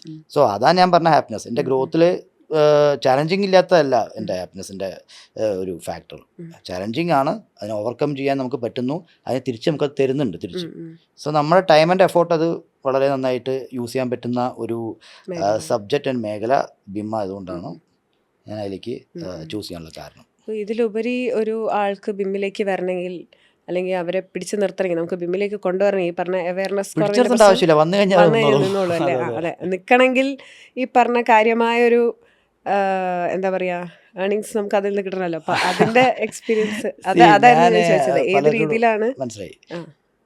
ഞാൻ പലരും പറയുന്ന കാര്യമാണ്, BIM ഒട്ടും മോശമൊന്നുമല്ല. അപ്പോൾ like average salary of A BIM manager in UAE നോക്കി അറിയാൻ പറ്റും 20,000 AED, 15 to 20,000 AED ആണ്. അതായത് നാട്ടിലത്തെ 5 to 6 lakh ആവറേജ്. ഞാൻ ഹൈ പറഞ്ഞാൽ ചിലപ്പോൾ വിശ്വസിക്കില്ല, അതുകൊണ്ട് ഞാൻ പറയുന്നില്ല. പക്ഷേ നിങ്ങൾക്ക് തന്നെ നോക്കിക്കഴിഞ്ഞാൽ അറിയാവുന്നതാണ് ആവറേജ് സാലറിയാണ് BIM മാനേജറിന് കിട്ടുന്നത്. സോ ഇത്രയും നല്ലൊരു പ്ലാറ്റ്ഫോമാണ് BIM ഇരിക്കുന്നത്. പക്ഷേ ഞാൻ പലപ്പോഴും പറയുന്ന കാര്യം, നമ്മൾ സാലറിക്ക് ഫോക്കസ്ഡ് അല്ലാതെ നമ്മൾ ചെയ്യുന്ന വർക്കിൻ്റെ ക്വാളിറ്റി എൻഹാൻസ്മെൻറ്റ് ചെയ്ത് കഴിഞ്ഞാൽ ഓട്ടോമാറ്റിക്കായിട്ട് നമ്മൾ സാലറി കിട്ടുന്നുണ്ടാവുമായിരിക്കും. നമ്മൾ തന്നെ അറിയാതെ ആ സാലറി നമുക്ക് കിട്ടും. കാരണം കമ്പനി അത് ഐഡൻറ്റിഫൈ ചെയ്തു, കമ്പനിക്ക് നിങ്ങൾക്ക് ഇൻസെൻറ്റീവ് അല്ലെങ്കിൽ ഇൻക്രിമെൻറ്റ് തരും. തന്നിട്ടില്ലെങ്കിൽ നിങ്ങൾ പോകുന്നവർക്ക് അറിയാം. അപ്പം നിങ്ങളെ റിസീവ് ചെയ്യാൻ കമ്പനീസ് ഒരുപാടുണ്ട്. കാരണം BIM എന്ന് പറയുന്നത് കുറച്ച് ഒന്നുമല്ല, എല്ലാവരുടെയും ഓപ്പർച്യൂണിറ്റി ഉള്ളതാണ്. So the question is, skill നിങ്ങൾക്ക് ഉണ്ടോ ഇല്ല എന്നുള്ള. സോ സ്കില്ല് ഉണ്ടെങ്കിൽ ഡെഫിനറ്റ്ലി നിങ്ങൾക്ക് സാലറി മീറ്റ് ചെയ്യാം. സാലറി അൺലിമിറ്റഡ്, ഞാൻ പറയുന്നത് അൺലിമിറ്റഡ്, ലിമിറ്റ് ചെയ്യേണ്ട നിങ്ങൾ. സ്കില്ല് പക്ഷേ അവിടെ മാച്ച് ആവണം. സ്കില്ലില്ലാതെ വാല്യൂ കൊടുക്കാതെ എങ്ങനെയാണ് നമ്മൾ അത് ആ ഒരു തോട്ട് മാറ്റിക്കഴിഞ്ഞാൽ തന്നെ ഒരുപാട് കാര്യങ്ങൾ അവിടെ ശരിയായിക്കൊള്ളുന്നതാണ് എൻ്റെ ഒരു അഭിപ്രായം. അതിന് ഞാൻ എല്ലാവരും പറയാം, ഈവൻ പ്രൊഫഷണൽസിലായാലും സ്റ്റുഡൻസിനാണെങ്കിലും ഞാൻ പറയാറ്, നിങ്ങൾ സ്കില്ല് എടുക്കൂ. സ്കില്ല് നിങ്ങളുടെ വാല്യൂ, നിങ്ങളുടെ ടൈമിൻ്റെ, നിങ്ങളിപ്പോൾ 1 hour ഇരുന്നുണ്ടെങ്കിൽ ആ 1 hour ആ കമ്പനിക്ക് എന്താണ് ബെനിഫിറ്റ് അതനുസരിച്ചിട്ടാണ് അവർ പേ ചെയ്യുക നിർബന്ധമായിട്ടും. അത് കിട്ടും. ഈ സ്കില്ല് ഇതാക്കണമെങ്കിൽ, ഇപ്പോൾ സ്കില്ല് കുറച്ചും കൂടെ ഇമ്പ്രൂവ് ചെയ്യണമെങ്കിൽ എങ്ങനെ, എന്തിൻ്റെ അടിസ്ഥാനത്തിലായിരിക്കും നമ്മളിപ്പോൾ ഒരു പഠിക്കാൻ വേണ്ടി ഒരു ഇൻസ്റ്റിറ്റ്യൂട്ട് ചൂസ് ചെയ്യണമെങ്കിൽ നമ്മൾ എന്തൊക്കെ കാര്യങ്ങൾ നോക്കേണ്ടി വരും ഒരു സ്റ്റുഡൻറ്റിന്? ഈ പറഞ്ഞ സ്കില്ല്, ഈ പറഞ്ഞ മാച്ച് ചെയ്യുന്ന ആ സ്കില്ല് കിട്ടണമെങ്കിൽ ഒരു ആസ് എ സ്റ്റുഡൻറ്റ് എന്തൊക്കെ കാര്യങ്ങൾ നോക്കിയിട്ട് വേണം ഒരു ഇൻസ്റ്റിറ്റ്യൂട്ട് ചൂസ് ചെയ്യാൻ ഇപ്പോഴത്തെ കാലത്ത്? ടു ബി ഫ്രാങ്ക്, ഈ പറഞ്ഞ സ്റ്റുഡൻസിനൊക്കെ ഒരു കറക്റ്റായിട്ടൊരു വിഷൻ ഉണ്ടാവും. ഫസ്റ്റ് ഓഫ് ഓൾ അവർ സാലറി ആണ് അല്ലെങ്കിൽ ഇപ്പോൾ ഡിമാൻഡ് ആണെന്ന് പറഞ്ഞിട്ടല്ല ഇതിലേക്ക് എത്തേണ്ടത്. ഇത് എത്തിക്കഴിഞ്ഞാൽ പിന്നെ ഞാൻ പറഞ്ഞല്ലോ, ഞാൻ കണ്ടിടത്തോളം പല ഫീൽഡിൽ നിന്നും ബിമ്മിലോട്ടേക്ക് വന്നിട്ടുണ്ട്. പക്ഷെ ബിമ്മിൽ വന്ന ആൾക്കാർ ഒരിക്കലും വേറെ ഫീൽഡിലേക്ക് പോകേണ്ടി വന്നിട്ടില്ല. കാരണം അത്രയും നല്ലൊരു ഫീൽഡാണ്. അതായത് പിടിച്ചെത്തേണ്ട ആവശ്യമില്ല എന്ന് പറയാൻ കാരണം അതാണ്. സോ ഇവർക്ക് ആ വിഷൻ സെറ്റാക്കുക. ബിമ്മിൽ എനിക്ക് എന്താ ചെയ്യാൻ പറ്റുക, അല്ലെങ്കിൽ ഞാൻ എങ്ങനെ മനസ്സിലാക്കാൻ പറ്റും, പഠിക്കാൻ പറ്റും എന്നുള്ള ആദ്യം അറിയേണ്ടത്. ഞാൻ ജോബിനെ പറ്റി അഫ്രൈഡ് ചെയ്യരുത്. പറയുകയാണെങ്കിൽ പ്ലേസ്മെൻറ്റിലേക്കൊന്നും അല്ല ആദ്യം പ്ലേസ്മെൻറ്റ് തരുമായിരിക്കും കമ്പനി അല്ലെങ്കിൽ ഇൻസ്റ്റിറ്റ്യൂഷൻ. പക്ഷെ അതല്ല, കാരണം അതിൻ്റെ അർത്ഥം ഇവർ ഡിപ്പെൻഡ് ചെയ്യാന്നാണ്. Why should you depend when you are having the skill set. അത് സ്കില്ല് കിട്ടണമെങ്കിൽ നിങ്ങൾക്ക് എന്ത് വേണം, ഒരു പ്രൊഫഷണൽ ലെവലിൽ ഇതിനെ അപ്രോച്ച് ചെയ്യുന്ന ഒരു ഇൻസ്റ്റിറ്റ്യൂഷനിൽ വേണം നിങ്ങൾ ഇത് പഠിക്കാൻ. അല്ലെങ്കിൽ ഈ പറഞ്ഞത് വെറുതെ പോകും. നിങ്ങളിപ്പോൾ ഒരു നെയിം സേക്ക് കുറച്ച് പോയി പഠിച്ചു, നിങ്ങൾ വീണ്ടും ബാക്ക് ടു ലൈക്ക് സീറോ എന്ന് പറഞ്ഞ ലെവലിലേക്ക് വീണ്ടും വരും. കാരണം ഇൻ്റർവ്യൂവിനൊക്കെ പോകുമ്പോഴാണ് അറിയാം നിങ്ങൾക്ക് ഒരു പ്രൊഫഷണൽ ലെവലിൽ ഒന്നിനെ അപ്രോച്ച് ചെയ്യാൻ പറ്റുന്നുണ്ടാവില്ല, അല്ലെങ്കിൽ അത് അറ്റൻഡ് ചെയ്യാൻ പറ്റില്ല. ഇനിയിപ്പോൾ ബൈ ചാൻസ് ജോലി കിട്ടിയാൽ നിങ്ങൾക്ക് പെർഫോം ചെയ്യാൻ പറ്റുന്നുണ്ടാവില്ല. നമുക്ക് ഇന്റർവ്യൂ കടന്ന് കിട്ടിയാൽ പോലും നിലനിൽക്കാൻ പറ്റില്ല. അപ്പം നമ്മുടെ ആവശ്യം എന്താണ്, നിങ്ങൾക്ക് ഇത് നിലനിന്ന് ഇതിപ്പോൾ 1-2 year ഒക്കെ ആകുമ്പോഴേക്കും നിങ്ങളുടെ എക്സ്പീരിയൻസ് കൗണ്ട് ചെയ്തിട്ട് നിങ്ങളുടെ സാലറി കൂട്ടി വരുമ്പോഴാണ് ആക്ച്വലി വർക്ക് ലൈഫ് ബാലൻസ് കിട്ടുക. സോ നിങ്ങളുടെ ഇൻവെസ്റ്റ്മെൻ്റ് ആണ് നിങ്ങൾ ആദ്യം നിങ്ങളുടെ സ്കില്ല് മേടിക്കുക എന്നുള്ളത്, ഫൗണ്ടേഷൻ ഗ്രിപ്പ് ചെയ്യുക എന്നുള്ളത്. ഈ ഫൗണ്ടേഷൻ കിട്ടണമെന്നുണ്ടെങ്കിൽ തീർച്ചയായും ഒരു പ്രൊഫഷണലി അലൈൻഡ് ആയിട്ടുള്ള ഇൻസ്റ്റിറ്റ്യൂഷനിൽ നിന്ന് സംഭവം പഠിക്കണം. അപ്പോൾ എങ്ങനെ മനസ്സിലാക്കാൻ പറ്റും പ്രൊഫഷണലി അലൈൻഡ് ആണോ അല്ലേ? ഇവരുടെ ബാക്ക്ഗ്രൗണ്ട് നോക്കുക, ഇതിൽ ഇൻവോൾവ് ആവുന്ന ആൾക്കാരുടെ കേപ്പബിലിറ്റി നോക്കാം. പിന്നെ സിലബസിൽ എങ്ങനെയാണ് കൊണ്ടുപോകുന്നത്, ഇല്ലെങ്കിൽ ഇവർ പഠിപ്പിച്ച കുട്ടികളുടെ ടെസ്റ്റിമോണിയൽസ് എല്ലാം നോക്കിക്കഴിഞ്ഞാൽ അറിയാൻ പറ്റും. ചിലപ്പോൾ കോസ്റ്റ് കൂടുമായിരിക്കും കമ്പയർ. ഇപ്പോൾ പലപ്പോഴും കോസ്റ്റ് ഇതിനെക്കാട്ടിലും ഒരു 5,000, 6,000 കൂടി, 10,000 കൂടി എന്നൊക്കെ ചിന്തിക്കുന്ന ആൾക്കാരുണ്ട്. പക്ഷെ അവിടെ മാറ്റർ കോസ്റ്റിലല്ല, റിട്ടേൺ ഓഫ് ലൈക്ക് നമ്മളിൽ ഇൻവെസ്റ്റ് ചെയ്യുന്നതാണ്. എൻ്റെ സ്കില്ല് കൂട്ടാൻ വേണ്ടിയിട്ട് എനിക്ക് എത്ര ഇൻവെസ്റ്റ് ചെയ്യാൻ പറ്റുമോ അത്രത്തോളം എനിക്ക് അവിടെ എൻ്റെ ലൈഫ് സെറ്റിൽ ആവണം. അപ്പോൾ ഞാൻ അങ്ങനെ ഒരു തിങ്കിങ്ങിൽ വേണം ഇതിനെ അപ്രോച്ച് ചെയ്യേണ്ടി വരും. കാരണം ഇതൊക്കെ നല്ലൊരു ടെക്നോളജിയാണ്. അപ്പോൾ അത് ഒരു സ്കിൽഡ് ആയിട്ട് പഠിക്കണമെങ്കിൽ ആ അപ്രോച്ച് കറക്റ്റായിരിക്കണം. സോ ഇപ്പം ട്രഡീഷണലി ഇപ്പം എല്ലാ കമ്പനീസും ഓർഗനൈസേഷൻസും സ്റ്റിക്ക് ചെയ്തിരിക്കുന്നത് CAD തന്നെയാണ് അല്ലേ വർക്ക് ചെയ്യാൻ വേണ്ടിയിട്ട്. ഇപ്പം BIM പുതിയതായിട്ട് BIM അഡോപ്റ്റ് ചെയ്യുകയാണെങ്കിൽ, പ്രൊജക്റ്റിലേക്ക് BIM അഡോപ്റ്റ് ചെയ്യുകയാണെങ്കിൽ അവർ ഫേസ് ചെയ്യുന്ന ചലഞ്ചസ് എന്തൊക്കെയായിരിക്കും പെട്ടെന്ന് CAD എന്നൊരു BIM-ലേക്കുള്ളൊരു ട്രാൻസിഷൻ? ശരി, കൺസ്ട്രക്ഷനിൽ ചെയ്യുമ്പോൾ CAD ചെയ്യുന്നത് പ്രോസസ്സും സെയിം തന്നെയായിരുന്നു. ആ പ്രോസസ്സിന് വേണ്ടിയിട്ട് ഇനിയിപ്പോൾ പുതിയ ടൂൾ, BIM-ൽ വരുന്ന ടൂൾ ലൈക്ക് റിവറ്റ് എങ്ങനെ യൂസ് ചെയ്യാം എന്നുള്ള ഒരു പ്രോസസ്സാണ് വേണ്ടി വരും. അപ്പോൾ അവർ ട്രെയിനിങ് ചെയ്യണം ടൂളിനെ എങ്ങനെ യൂസ് ചെയ്യുക എന്നുള്ളത്. പ്രോസസ്സ് അവർക്ക് അറിഞ്ഞിരിക്കണം. കാരണം ഈ CAD ചെയ്യുകയാണെങ്കിൽ അവർ ബ്ലൈൻഡ്ലി അല്ല ചെയ്യേണ്ടിയിരുന്നത്. മുന്നായാലും ചെയ്യേണ്ടത് 2D ഡ്രാഫ്റ്റിംഗ് ആണെങ്കിലും കൺസ്ട്രക്ഷന് ഒരു വ്യക്തമായിട്ടൊരു പ്ലാനിങ് ഉണ്ടല്ലോ. ഫ്ലോർ പ്ലാൻ ലൈക്ക് എന്താണ് ഫ്ലോർ പ്ലാൻ, എന്താണ് ഷെഡ്യൂൾ, എന്താണ് സെക്ഷൻസ്, എപ്പോഴാണ് ഇത് ജനറേറ്റ് ചെയ്യേണ്ടത്, എന്താ ഇഷ്യൂസൊക്കെയാണ് വരിക എന്നുള്ളതൊക്കെ 2D ബേസിൽ അവർ ഇഷ്യൂസ് എന്തായാലും ഫേസ് ചെയ്തിട്ടുണ്ടാവും. സോ ശരിക്കും അവർ ആ എക്സ്പീരിയൻസിനെ എടുത്തിട്ട് പുതിയ ടെക്നോളജിക്ക് അപ്ഡേറ്റ് ചെയ്ത് കഴിഞ്ഞാൽ ബെറ്ററാണ്. പക്ഷെ ട്രെയിനിങ് മസ്റ്റാണ്. കാരണം ടൂൾ മാറി, CAD പോലെയല്ല റിവറ്റിൻ്റെ സ്വഭാവം. പിന്നെ അവിടെ നമ്മൾ എങ്ങനെയും വരച്ച് മുട്ടിച്ച് വെച്ചാലും നടക്കില്ല. കാരണം അവിടെ ക്ലിയർ ആയിട്ട് ജോയിൻ ചെയ്താലേ ജോയിൻ ആവുള്ളൂ. ഇപ്പോൾ CAD പറയുമ്പോൾ നമുക്ക് വേണമെങ്കിൽ ഒന്ന് ഓവർലാപ്പ് ചെയ്ത് വെച്ചാലും അത് അവിടെ ഇഷ്യൂ ഒന്നും കാണില്ല. കാണുന്നത് പിന്നെ സൈറ്റിലായിരിക്കും. പക്ഷേ റിവറ്റ് ചെയ്യുമ്പോൾ അങ്ങനെയല്ല. BIM-ൻ്റെ ഒരു സോഫ്റ്റ്വെയർ ആണ് റിവറ്റ്. സോ അവിടെ കൃത്യമായിട്ട് ജോയിൻ ആയാലേ ജോയിൻ ആവുള്ളൂ. നമുക്കൊരു എയറിൽ കൊണ്ടുപോയിട്ടൊരു ഡോറോ വിൻഡോ വെക്കാൻ പറ്റില്ല. ഡോറോ വിൻഡോ വെക്കാന്നുണ്ടെങ്കിൽ ഹോസ്റ്റ് ആയിട്ടുള്ള വാളിലേ വെക്കാൻ പറ്റും. മനസ്സിലായി? കാരണം അതവിടെ കറക്റ്റായിട്ട് പിക്ക് ചെയ്യും. ഡോറിൻ്റെ വെക്കുന്ന സമയത്ത് അത് കൃത്യമായിട്ട് വാളിലാണ് വരേണ്ടത് അതിനറിയാം. സീലിംഗ് ബേസ് അറിയാം എവിടെ വരണം വരുന്നത് അറിയാം. അതാണ് നമ്മളിപ്പോൾ ഡോറിന് നമ്മൾ ഡിലീറ്റ് ചെയ്ത് കഴിഞ്ഞാൽ അവിടെ വാള് ക്ലോസ് ആവും. അൺലൈക്ക് കാഡിൽ എന്താ സംഭവിക്കുമ്പോൾ ഡോർ എടുത്ത് മാറ്റി, അവിടെ സ്പേസ് ഉണ്ടാവും അവിടെ എപ്പോഴും. കാരണം അത് വാളാണോ ഡോറാണോ എന്ന് കാഡിന് അറിയുന്നില്ല, കാഡ് ലൈൻ ബേസ്ഡ് ജോബ് ആയതുകൊണ്ട്. സോ ആ ഒരു ഡിഫറൻസ് ഇവർ മനസ്സിലാക്കണം ആക്ച്വലി. അപ്പോൾ ആ ടൂൾ അതിനെ വേണ്ടിയിട്ട് മാച്ച് ചെയ്ത് കഴിഞ്ഞാൽ നല്ല സ്മൂത്ത് ട്രാൻസിഷൻ സംഭവിക്കും. സ്മൂത്ത് ട്രാൻസിഷൻ കുറച്ച് ഈസി ആവും. കാരണം കൺസ്ട്രക്ഷൻ പ്രോസസ്സ് അവർക്ക് അറിയാം, ആ പ്രോസസ്സിനെ മാച്ച് ചെയ്യാൻ വേണ്ടിയിട്ട് നമ്മൾ ഈ ടൂൾ ഉപയോഗിക്കുന്നു. ടൂൾ ഉപയോഗിക്കുമ്പോൾ സ്മാർട്ടാണ്. ഇത് ആക്ച്വലി ഇത് ഒരു കോംപ്ലിക്കേറ്റഡ് ആയിട്ടുള്ള സാധനമല്ല. ഈ പറഞ്ഞ ബിമ്മിലത്തെ സോഫ്റ്റ്വെയർസ് സ്മാർട്ടാണ്, പക്ഷെ അതിനെ യൂസ് ചെയ്യാൻ അറിയണം കൃത്യമായിട്ട്. പ്രോസസ്സ് മനസ്സിലാക്കിയിട്ട് യൂസ് ചെയ്യണം, ടൂൾ ബേസിലല്ല മനസ്സിലാക്കേണ്ടത്. അങ്ങനെയാണെങ്കിൽ ട്രാൻസിഷൻ വളരെ ഈസി ആയിരിക്കും. പക്ഷേ സ്ട്രക്ചറായിട്ട് എങ്ങനെയാണ് ചെയ്യേണ്ടതെന്നുള്ളത് മനസ്സിലാക്കാം. കാരണം ഇപ്പോൾ നമ്മളൊരു വാൾ വരച്ചു, ആർക്കിടെക്ചറിൻ്റെ ബേസിൽ പറയുകയാണെങ്കിൽ അവിടെ മെറ്റീരിയൽ അസൈൻഡ് അല്ല ഏതിൽ കാഡിൽ. പക്ഷെ ബിമ്മ് ചെയ്യുമ്പോൾ അല്ലെങ്കിൽ റിവിറ്റ് ചെയ്യുമ്പോൾ വാളെങ്കിൽ വാളിൻ്റെ മെറ്റീരിയൽ അവിടെ അസൈൻഡ് ആണ്. ഈവൺ അതിൽ കോസ്റ്റ് അസൈൻഡ് ആക്കാം. മെറ്റീരിയൽ അസൈൻഡ് ആക്കിയാൽ മെറ്റീരിയൽ ടേക്ക് ഓഫ് ഈസി ആയിരിക്കും. അത് ആദ്യം അറിയണം. ഇതല്ലാണ്ട് വെറും ഡ്രാഫ്റ്റിംഗ് ലെവലിലാണ് ഇവർ വാൾ വരച്ച് പോകുന്നത് വെച്ചാൽ അപ്പോഴും ശരിക്കുള്ള ട്രാൻസാക്ഷൻ സംഭവിക്കുന്നില്ല.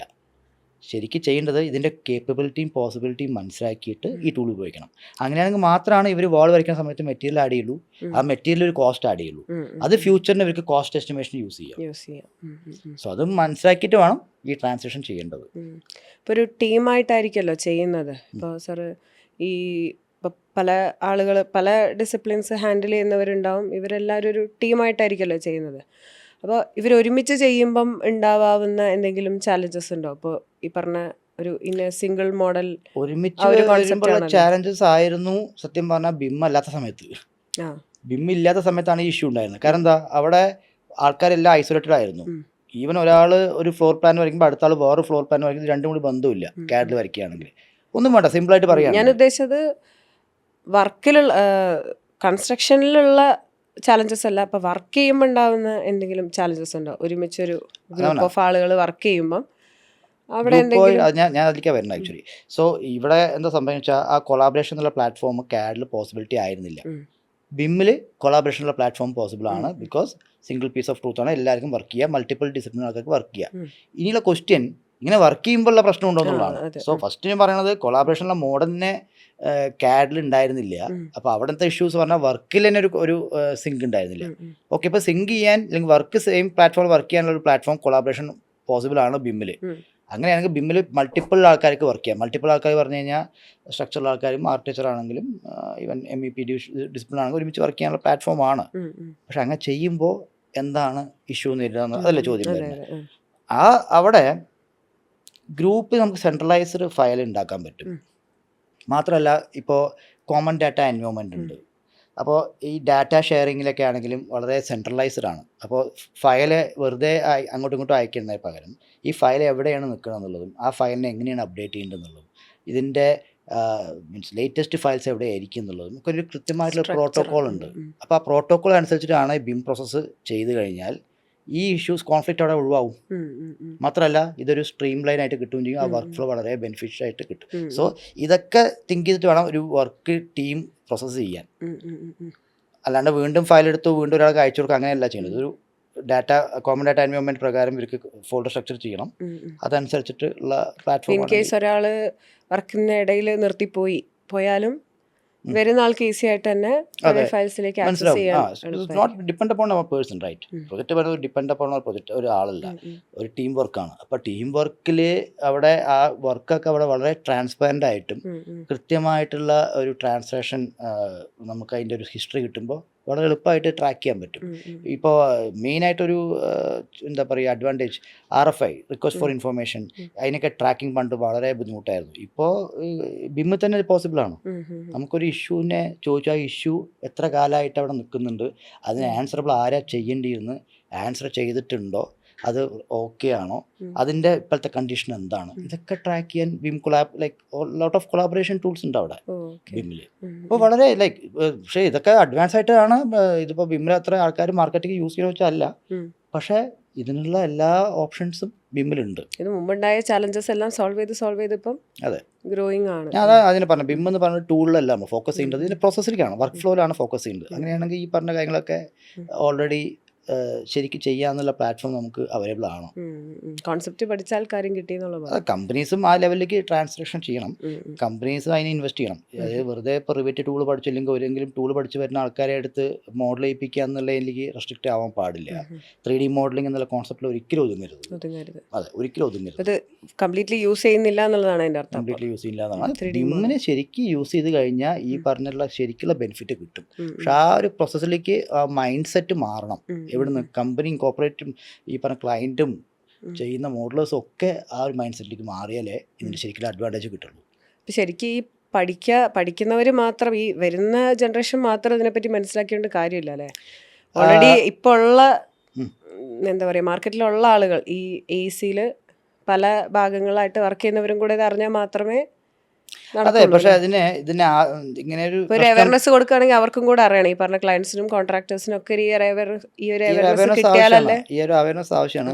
പക്ഷെ അതിൽ ഏറ്റവും നല്ലൊരു വഴി പറഞ്ഞു കഴിഞ്ഞാൽ അടുത്തോട്ട് ശരിയാക്കണമെങ്കിൽ ഫൗണ്ടേഷൻ ശരിയാക്കണമെന്നുണ്ടെങ്കിൽ മോഡലേഴ്സ് തന്നെയാണ് ശരിയാക്കേണ്ടത്. മോഡലേഴ്സിന് ആ ഒരു ഐഡിയ കിട്ടിയിട്ടുണ്ടെങ്കിൽ വെരി ഗുഡ് ആണ്. കാരണം അവർക്ക് അറിയാം ഇതിൻ്റെ സ്റ്റാൻഡേർഡ് എങ്ങോട്ടാണ് പോകുന്നത്. അപ്പോൾ അവർക്ക് റെക്കമെൻഡ് ചെയ്യുക, അല്ലെങ്കിൽ അവർ മീൻസ് ഗ്രോത്ത് കിട്ടുമ്പോൾ അവർക്ക് ഓൾറെഡി ഈ പ്രോസസ്സ് കൂടെ അവർക്ക് വരാൻ പറ്റും. കാരണം ചിലപ്പോൾ ഹയർ ലെവൽ ആൾക്കാർക്ക് ഇത് മനസ്സിലാക്കാൻ അവിടെ ഒരു കൾച്ചർ റെസിസ്റ്റൻസ് ഉണ്ട്. കാരണം ചില ആൾക്കാർ ഇതിലേക്ക് കൺവേർട്ട് ആവാതെ ഇത് അവർ ചെയ്ത് തന്നെ അവർ പിടിച്ച 3-9 പറഞ്ഞ പോലെ നിൽക്കുന്ന സംഭവം ഉണ്ട്. സോ അത് മാറാൻ അവർക്ക് ബുദ്ധിമുട്ടുമാണ് നമ്മൾ കാണുന്നുണ്ട്. ശരിക്കും പറഞ്ഞാൽ ഏജ്ഡ് ആൾക്കാരാണ് ശരിക്കും ബിമ്മിൽ കൺവേർട്ട് ആവേണ്ടത്. അവരുടെ എക്സ്പീരിയൻസ് വെരി യൂസ്ഫുൾ ആണ്. അവരത്രയും നല്ല എക്സ്പീരിയൻസിനെ പുതിയ ടെക്നോളജി കംപ്ലീറ്റ്ലി യൂട്ടിലൈസ് ചെയ്യാൻ പറ്റുന്ന മാറ്റണം. അത് പലപ്പോഴും കാണുന്നത് തിരിച്ചാണ്. മാറിക്കൊണ്ടിരിക്കുന്നുണ്ട്, ഇല്ല എന്നല്ല പറയണം. പക്ഷേ പല കമ്പനീസും മാറാത്തതിന് കാരണം പറഞ്ഞല്ലോ, അവർക്കത് തിരിച്ച് വേറൊരു ഫീൽഡിലേക്ക് അല്ലെങ്കിൽ വേറൊരു പുതിയൊരു അപ്ഡേഷനിലേക്ക് മാറാൻ ബുദ്ധിമുട്ടായിട്ട് കാണുന്നതുകൊണ്ടാണ്. പക്ഷെ ബെറ്റർ ഓപ്ഷൻ ഞാൻ മനസ്സിലാക്കിയത് എന്താ, മോഡലേഴ്സ്, കോർഡിനേറ്റേഴ്സ്, മാനേജേഴ്സൊക്കെ ആ ഒരു തിങ്കിങ് കപ്പാസിറ്റിക്ക് മാറിക്കഴിഞ്ഞാൽ ഓട്ടോമാറ്റിക്കായിട്ട് ഇപ്പോൾ ക്ലയൻറ്റ് തന്നെ, ഇപ്പോൾ എനിക്ക് തന്നെ ഉണ്ടായിട്ടുണ്ട്. വേറെ ഒരു എയർപോർട്ടിൻ്റെ ഒരു ഭാഗമായിട്ട് പോയതാണ്. അപ്പോൾ അവിടെ പ്രസൻറ്റേഷന് വേണ്ടിയിട്ടാണ് പോയത്. അതായത് എത്രത്തോളം ഡെവലപ്മെൻ്റ് ആയി എന്ന് കാണിക്കാൻ വേണ്ടിയിട്ട്. സോ പ്രസൻറ്റേഷൻ ചെയ്യുന്ന സമയത്ത് one of the design consultant from the other side അവർ പ്രസൻറ്റേഷന് മുമ്പ് തന്നെ ആയിട്ട് ഒരു കാര്യം ചോദിച്ചു. ആ ഡോറൊന്ന് സൂം ചെയ്യാൻ പറഞ്ഞു. മോഡലിൽ ഡോർ സൂം ചെയ്യുമ്പോൾ അവർ ഹാൻഡിൽ നോക്കിയിട്ട് പറഞ്ഞു, ഹാൻഡിൽ കൃത്യമായിട്ടല്ല മോഡൽ ചെയ്തതെന്ന്. കാരണം ഇവരെ പ്രശ്നം വെച്ചാൽ ഇത് ശരിയല്ല എന്ന് കാണിച്ച് സ്ഥാപിക്കണം. അതാണ് ആവശ്യം. കാരണം അവർക്കിപ്പോൾ ഹാൻഡിൽ പറഞ്ഞാൽ അത്ര ഡോർ വന്നു കഴിഞ്ഞാൽ ഹാൻഡിൽ അവരുടെ റെപ്രസെൻറ്റേഷൻ മതി. ബിം എന്ന് പറഞ്ഞു കഴിഞ്ഞാൽ എക്ദം ലൈക്ക് ഡിറ്റോ മറ്റേ വേണമെന്ന് നിർബന്ധമില്ല. വേണമെന്നുള്ള കണ്ടീഷൻസ് വേറെ റെൻഡറിങ് പർപ്പസിന് വേണ്ടി ചെയ്യാൻ പറ്റും. പക്ഷേ ഓരോ പ്രൊജക്റ്റും ഓരോ ആംഗിളിലാണല്ലോ വരിക. ഈ പ്രൊജക്റ്റിൻ്റെ ആവശ്യം ആ ഒരു റെൻഡറിങ് പർപ്പസ് ആയിരുന്നില്ല, അവിടെ കൺസ്ട്രക്ഷൻ പർപ്പസ് ആയിരുന്നു. സോ ഡോറിൽ ഹാൻഡിലുണ്ട്, പക്ഷേ ആ ഹാൻഡിലല്ല ആവേണ്ടതെന്നുള്ള അത് എപ്പോൾ starting of the meeting it self. So അവിടുത്തെ പോയിന്റ് എന്ന് വെച്ച് കഴിഞ്ഞാൽ ഇത് ശരിയല്ല, റിവേറ്റൊന്നും അല്ല എന്ന് ഒരു കാണിക്കുന്ന ഒരു പ്രവണത. അങ്ങനെയൊക്കെ നമ്മൾ ഒരുപാട് ഫേസ് ചെയ്തിട്ടുണ്ട്. ഞാൻ പറഞ്ഞല്ലോ 2011 ഓൺവേർഡ്സ് ഈ ഒരു ഫീൽഡ് വരുമ്പോൾ ഇതിൻ്റെ ഒരു ട്രാൻസിഷൻ വളരെ രസകരമായിരുന്നു. ഈവൻ ഞാൻ ഇതിൻ്റെ ടോളസ്റ്റ് ബിൽഡിംഗ് കിങ്ഡം ടവർ എന്നൊരു പ്രോജക്റ്റിൽ വർക്ക് ചെയ്യുന്ന സമയത്ത് അവിടെ ചെയ്തിട്ടുണ്ടായിരുന്നത് എന്താണ്, മോഡൽ ചെയ്തിട്ടുണ്ടായിരുന്നു, ഡ്രോയിങ്സ് ചെയ്തിട്ടുണ്ടായിരുന്നു CAD-ലായിരുന്നു. അതായത് മോഡലിംഗ് ചെയ്യുന്നത് റിവറ്റിലും ക്ലാഷൊക്കെ മനസ്സിലാക്കാൻ, ഡ്രോയിങ്സ് ജനറേറ്റ് ചെയ്യാൻ ക്ലയൻറ്റ് പറയുന്നത് എക്സ്പോർട്ട് ചെയ്യണ്ട. അവർ പറഞ്ഞു CAD-ൽ തന്നെ വേറെ CAD-ൽ ബ്ലോക്കും ലേയേഴ്സൊക്കെ വെച്ചിട്ട് CAD-ൻ്റെ ഒരു പ്രസൻറ്റേഷൻ വേറെ ലെവൽ തന്നെയാണ്. അതൊരിക്കലും റിവിറ്റിൽ നിന്ന് കിട്ടില്ല പ്രസൻറ്റേഷൻ. പക്ഷെ വർക്കബിൾ അല്ല, അത് വേറെ വിഷയം. പക്ഷെ അന്നത്തെ ക്ലയൻറ്റ് അങ്ങനെ അന്ന് അവർ നോക്കിയിട്ടുണ്ടായിരുന്നു, നിങ്ങൾ മോഡലിൻ്റെ അഡ്വാൻറ്റേജ് എടുത്തോ, CAD-ൻ്റെ അഡ്വാൻറ്റേജും വേണം. ഓക്കെ ആയിരുന്നു. പക്ഷേ പ്രശ്നം 2000-3000 ഡ്രോയിങ്സ് ഉണ്ട്. ഇവിടെ മിസ്മാച്ചായി. ആ സമയം ഏതാ ലേറ്റസ്റ്റ് എന്ന് അറിയില്ല. ഇവർ റിവിറ്റ് ചെയ്യണു, റിവിറ്റിൽ നിന്ന് അപ്ഡേഷൻ നടക്കണു, വീണ്ടും CAD കൊടുക്കുന്ന സമയത്ത് വീണ്ടും ഇവർക്ക് ആദ്യമേ സ്ക്രാച്ച് ഔട്ട് വർക്ക് ചെയ്യണം. CAD പറഞ്ഞ ചെറിയ കാര്യമൊന്നുമല്ല, അവിടെ ലെയർ കംപ്ലയിൻസും നെയിമിംഗ് കൺവെൻഷൻ ബ്ലോക്ക് അങ്ങനെ പറഞ്ഞ ഒരുപാട് കാര്യങ്ങളുണ്ട്. സോ അവസാനം ഇത് മിസ്മാച്ചായി, ഇത് പോസിബിൾ അല്ലാതെ മനസ്സിലായി. അവസാനം അവർ തന്നെ വന്ന കൺക്ലൂഷൻ മോഡലിൽ നിന്ന് തന്നെ അല്ലെങ്കിൽ റിവിറ്റിൽ നിന്ന് തന്നെ ഡ്രോയിങ്സ് ഉണ്ടാക്കാം.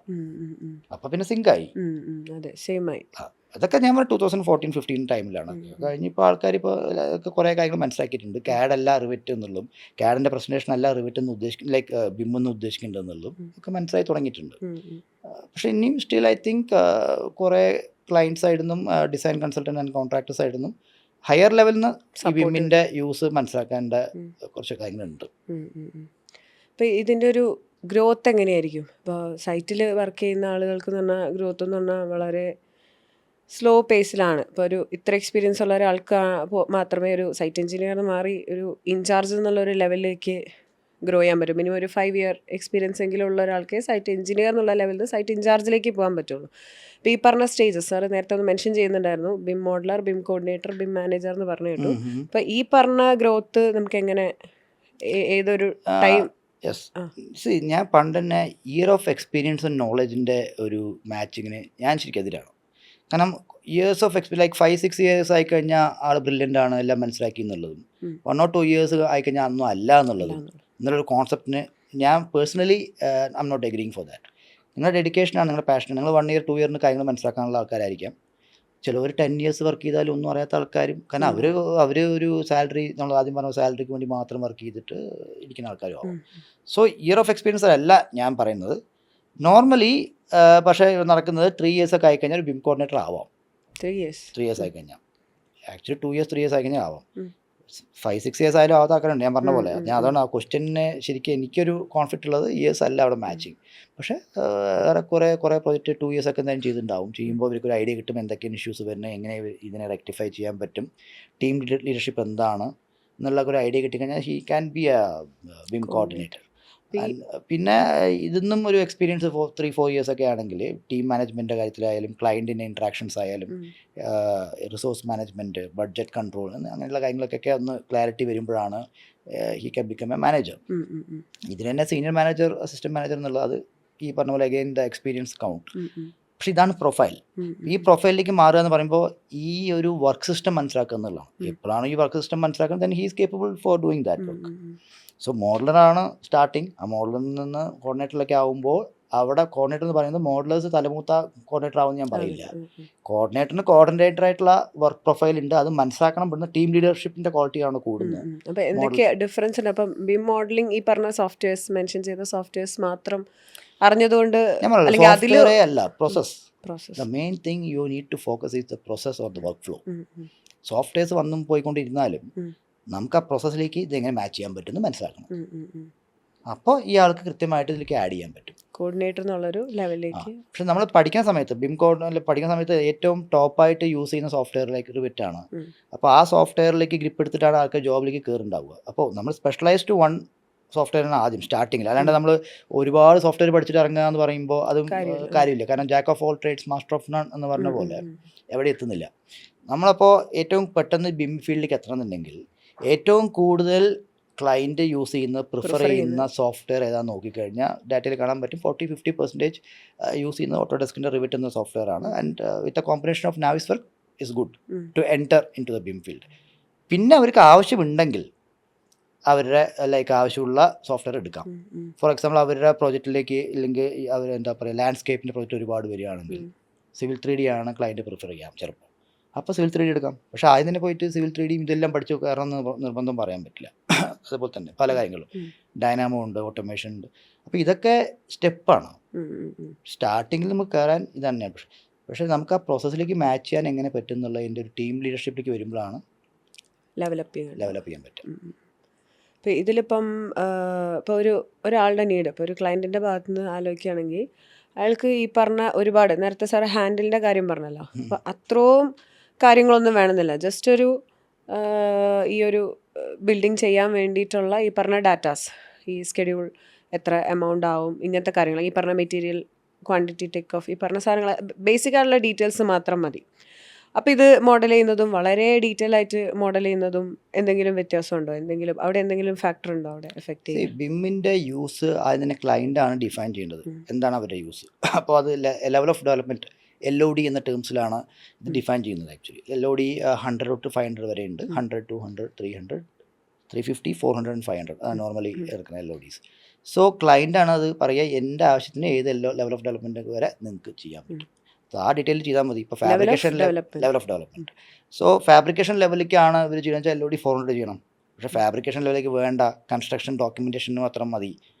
ക്ലാഷ് ഫ്രീ ആക്കി അതൊന്നൊരു drawing which is ready for good for construction എന്നാണെങ്കിൽ LOD 350 മതി. ആസ് ബിൽട്ട് LOD 500 ആണ്. LOD 500 പറയുമ്പോൾ അത് ചേഞ്ചസ്, അവിടെ സൈറ്റിൽ വന്ന ചേഞ്ചസിനെ റിഫ്ലക്റ്റ് ചെയ്യുന്ന ഒരു പ്രോസസ്സാണ് LOD 500 എന്ന് പറയുന്നത്. ആസ് ബിൽറ്റ് എന്ന് പറഞ്ഞു കഴിഞ്ഞാൽ അത് എന്താ അതാണ് ഏറ്റവും ലൈക്ക് ലാസ്റ്റ് LOD വേർഷൻ പറഞ്ഞ LOD 500 ആണ്. പക്ഷേ അതിലത്തെ വർക്ക് എന്ന് പറഞ്ഞാൽ വേറൊന്നുമല്ല, സൈറ്റിൽ ഉണ്ടാകുന്ന ചേഞ്ചസ് ഇപ്പം നമ്മൾ എത്രത്തോളം മോഡൽ കൊടുത്താലും സൈറ്റിൽ അതുപോലെ തന്നെ ആയിക്കോളും നിർബന്ധമില്ല. 5 to 10% ചേഞ്ചസ് ഒക്കെ എന്തായാലും വരാൻ ചാൻസ് ഉണ്ട്. സോ ആ ചേഞ്ചസിനെ തിരിച്ച് BIM ഡിപ്പാർട്ട്മെൻറ്റിന് കൊടുത്താൽ BIM അത് മോഡിഫൈ ചെയ്ത് കഴിഞ്ഞാൽ എന്ത് സംഭവിക്കും? The model is as built. Okay, എങ്ങനെയാണോ പണിതിരിക്കുന്നത് അങ്ങനെ തന്നെ. അതെ, അപ്പോൾ എന്നിട്ടാണ് അത് ഹാൻഡ് ഓവർ ചെയ്യുക ആർക്ക്? ഫെസിലിറ്റി മാനേജ്മെൻറ്റിനൊക്കെ ഫർദർ ഫോർ ദം.